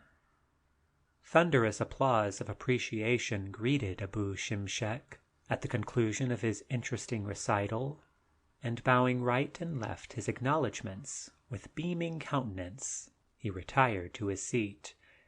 An intermezzo of mellifluent music in the interim was followed by the celebrated dusky quartet. This aggregation consisted of the following members: Madame Celeste Doombalulu, a South African soprano of heavenly sweetness, and a beauty of hippopotamic gracefulness; Miss Guza Malumbo, the Kaffir prodigy, with a contralto voice of tremulous colorature; Senor Bombasto Reels, of Kabalugan, a Filipino tenor of high pitch and clearness; and the basso, Senor Dido Abazuza, a Maori celebrity of thunderous profundity. Indeed, under the felicitous protection of British and American sovereignty, these colonies had made such rapid advancement toward civilization that they had produced an abundance of men and women of extraordinary talent and capacity in art and music, so as to eclipse their confreres of Hungarian and Polish origin in days gone by. The portfolio of their operatic creations was a revelation. Especially did an operetta called Fantasie Senegambienne arouse the enthusiasm of the audience to such a high pitch of spiritual tension that at the conclusion, regardless of the color line, there was a simultaneous rush of both sexes to where the singers stood. A scene of indescribable osculatory battle raged, the sound of the contact of those luscious thick lips of the dusky quartet echoing and reverberating to the utmost recesses of the spacious hall. It took quite a long time before this charming labial fusillade of musical appreciation subsided. After another soothing interlude, giving the assemblage a chance to recover their composure, a clamorous applause brought forth the American violinist to make his first debut in Bombay. As he stepped forward, Spencer Hamilton instantly made a deep impression upon the audience. His masterful technique and wonderful skill of execution when he rendered a new composition of his own called The Niagara aroused anew the enthusiasm of the throng, and, under pressure of vociferous acclamation, he was obliged to render another selection. With the appearance of this splendid young specimen of manhood upon the platform, there was created in the bosom of Aurora a strange psychological condition. Although surrounded with many gallant officers and youths of noble lineage, she was perceptibly affected by the sight of this handsome young American musician. At a glance at the violinist, there sprang in her heart afresh the memories of her college days in America. A sudden sense of sadness swept over her, and her infatuation for her chum Margaret and the recollection of their solemn vows flashed vividly through her perplexed brain, evoking several deep sighs from the depths of her constant heart. Notwithstanding the cringing advances of the many officers of position and wealth, as well as scions and nobles, she had fallen desperately in love with the stranger at first sight. He seemed to her an ideal, an affinity, but alas! She remembered her vow. Aurora was in a very disturbed frame of mind when Spencer Hamilton came forward for the encore. Spencer Hamilton, the violin virtuoso, had, in the meantime, another mission to perform in connection with his appearance as a musical artist. He was no other than Margaret MacDonald herself, metamorphosed by Hyder bin Rabah into the virile, manly fellow who had assumed the name of Spencer Hamilton, and, as a violinist, had come to lay siege to the heart of Aurora. With his furtive glances now and then, he was reading the soul of Aurora, now full of perplexing emotions. He could hardly control his own emotions, and began to render as an encore a tune which he expected would create a tumult in the breast of Aurora Cunningham. Putting forth all his energy so as to make it his best effort in execution, he played to one alone. At first, Aurora thought that the tune had some vague resemblance to a musical production which she had heard before, but could not tell when and where. As it proceeded, it gradually dawned upon her that somehow there was a connection between the thought of Margaret and the music. She became more and more agitated, and was quite certain now that this soul-stirring melody was the creation of her dear beloved friend and confidant, Margaret MacDonald. Then she realized that the words were her own. "The oath!" she gasped, her brain in a delirium of intoxication, realizing fully that the melody was nothing else than the very composition of Margaret, and that she had written the words at the Diana Seminary on the very eventful night of the moonlight reception. She was unable to conceive how it had become a public property. Was Margaret, after all, a capricious traitor, a recalcitrant, who had forsaken her solemn vow and desecrated their covenant? These and other thoughts drove Margaret to the verge of collapse, and as Spencer Hamilton concluded the piece with a finale of deep pathos that reached the pinnacle of tragic intensity, there was a commotion around where Aurora was enthroned, for she had lost consciousness. Thinking that the intense interest and excitement of the occasion had caused her faintness, she was gently removed to her apartment, and the program of evening's festivities was completed with a brilliant reception and dance. Hamilton himself, however, was so affected that he left the reception at once and returned to his hotel, and there tried to regain strength for the ordeal that he was planning to carry out next day. The following morning, at the proper time for calling in India, he left his hostelry and directed his steps toward the viceregal palace on the pretense of making inquiry concerning the health of Aurora, but ostensibly to reveal the mysterious metempsychosis of himself and to reassert his undying love for her. Having arrived at the gate, he learned that Aurora had been restored to her normal state of health and spirits. He consequently sent in his card, and a few minutes later was summoned to the drawing-room of the palace, where, after a second's waiting, Aurora Cunningham appeared on the threshold, somewhat flushed and agitated. Hamilton, on seeing Aurora, came forward, and, extending his hand, inquired most anxiously for her health, and intimated that it would give him extreme pleasure to explain certain circumstances which would lead to the gratification of her own unspoken desires. "I know," he said, "that the encore at last night's musicale affected you very powerfully. I could intuitively read from your perturbed countenance that you had become aware of the authorship of the same. Aurora, I am Margaret MacDonald. I am your confidant at the Diana Seminary, whom you loved, and am now metamorphosed into a man by the miraculous power of the vivisectionist and reincarnator, Hyder bin Rabba. I have come to claim you as my own. Aurora, I love you." Aurora, bewildered at this remarkable and dramatic declaration and revelation, too spellbound to speak even a word, uttered a piercing shriek and fell into the open arms of Spencer Hamilton. At the sound of this cry of distress, which echoed throughout the palace, footsteps were heard approaching from every direction. Soldiers, foot-guards, servants, and the Viceroy Cunningham himself with his guests, rushed into the drawing-room and beheld this highly surprising tableau of romantic love. Explanations of very delicate and discreet nature were promptly given to the Viceroy by the two lovers, and consent for their union was presently forthcoming. Postscript.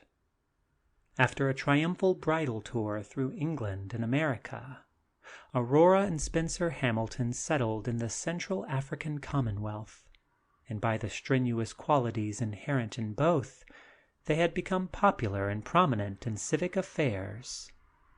15 years later, in 1976, through sheer merit of a public life of usefulness and rectitude, Hamilton was gazetted as Viceroy to the African Commonwealth. The year 1976 was indeed an epoch-making period. It was the 200th anniversary of the Declaration of Independence, and at the same time the semi-centennial of the happy Anglo-American Alliance. The double jubilee of these two nations, comprising nearly one-half of the world's population, was celebrated wherever the English tongue was spoken, with commensurate grandeur, enthusiasm, and éclat, such as absolutely to eclipse all the Durbers, Volksfests, and celebrations in the history of the world.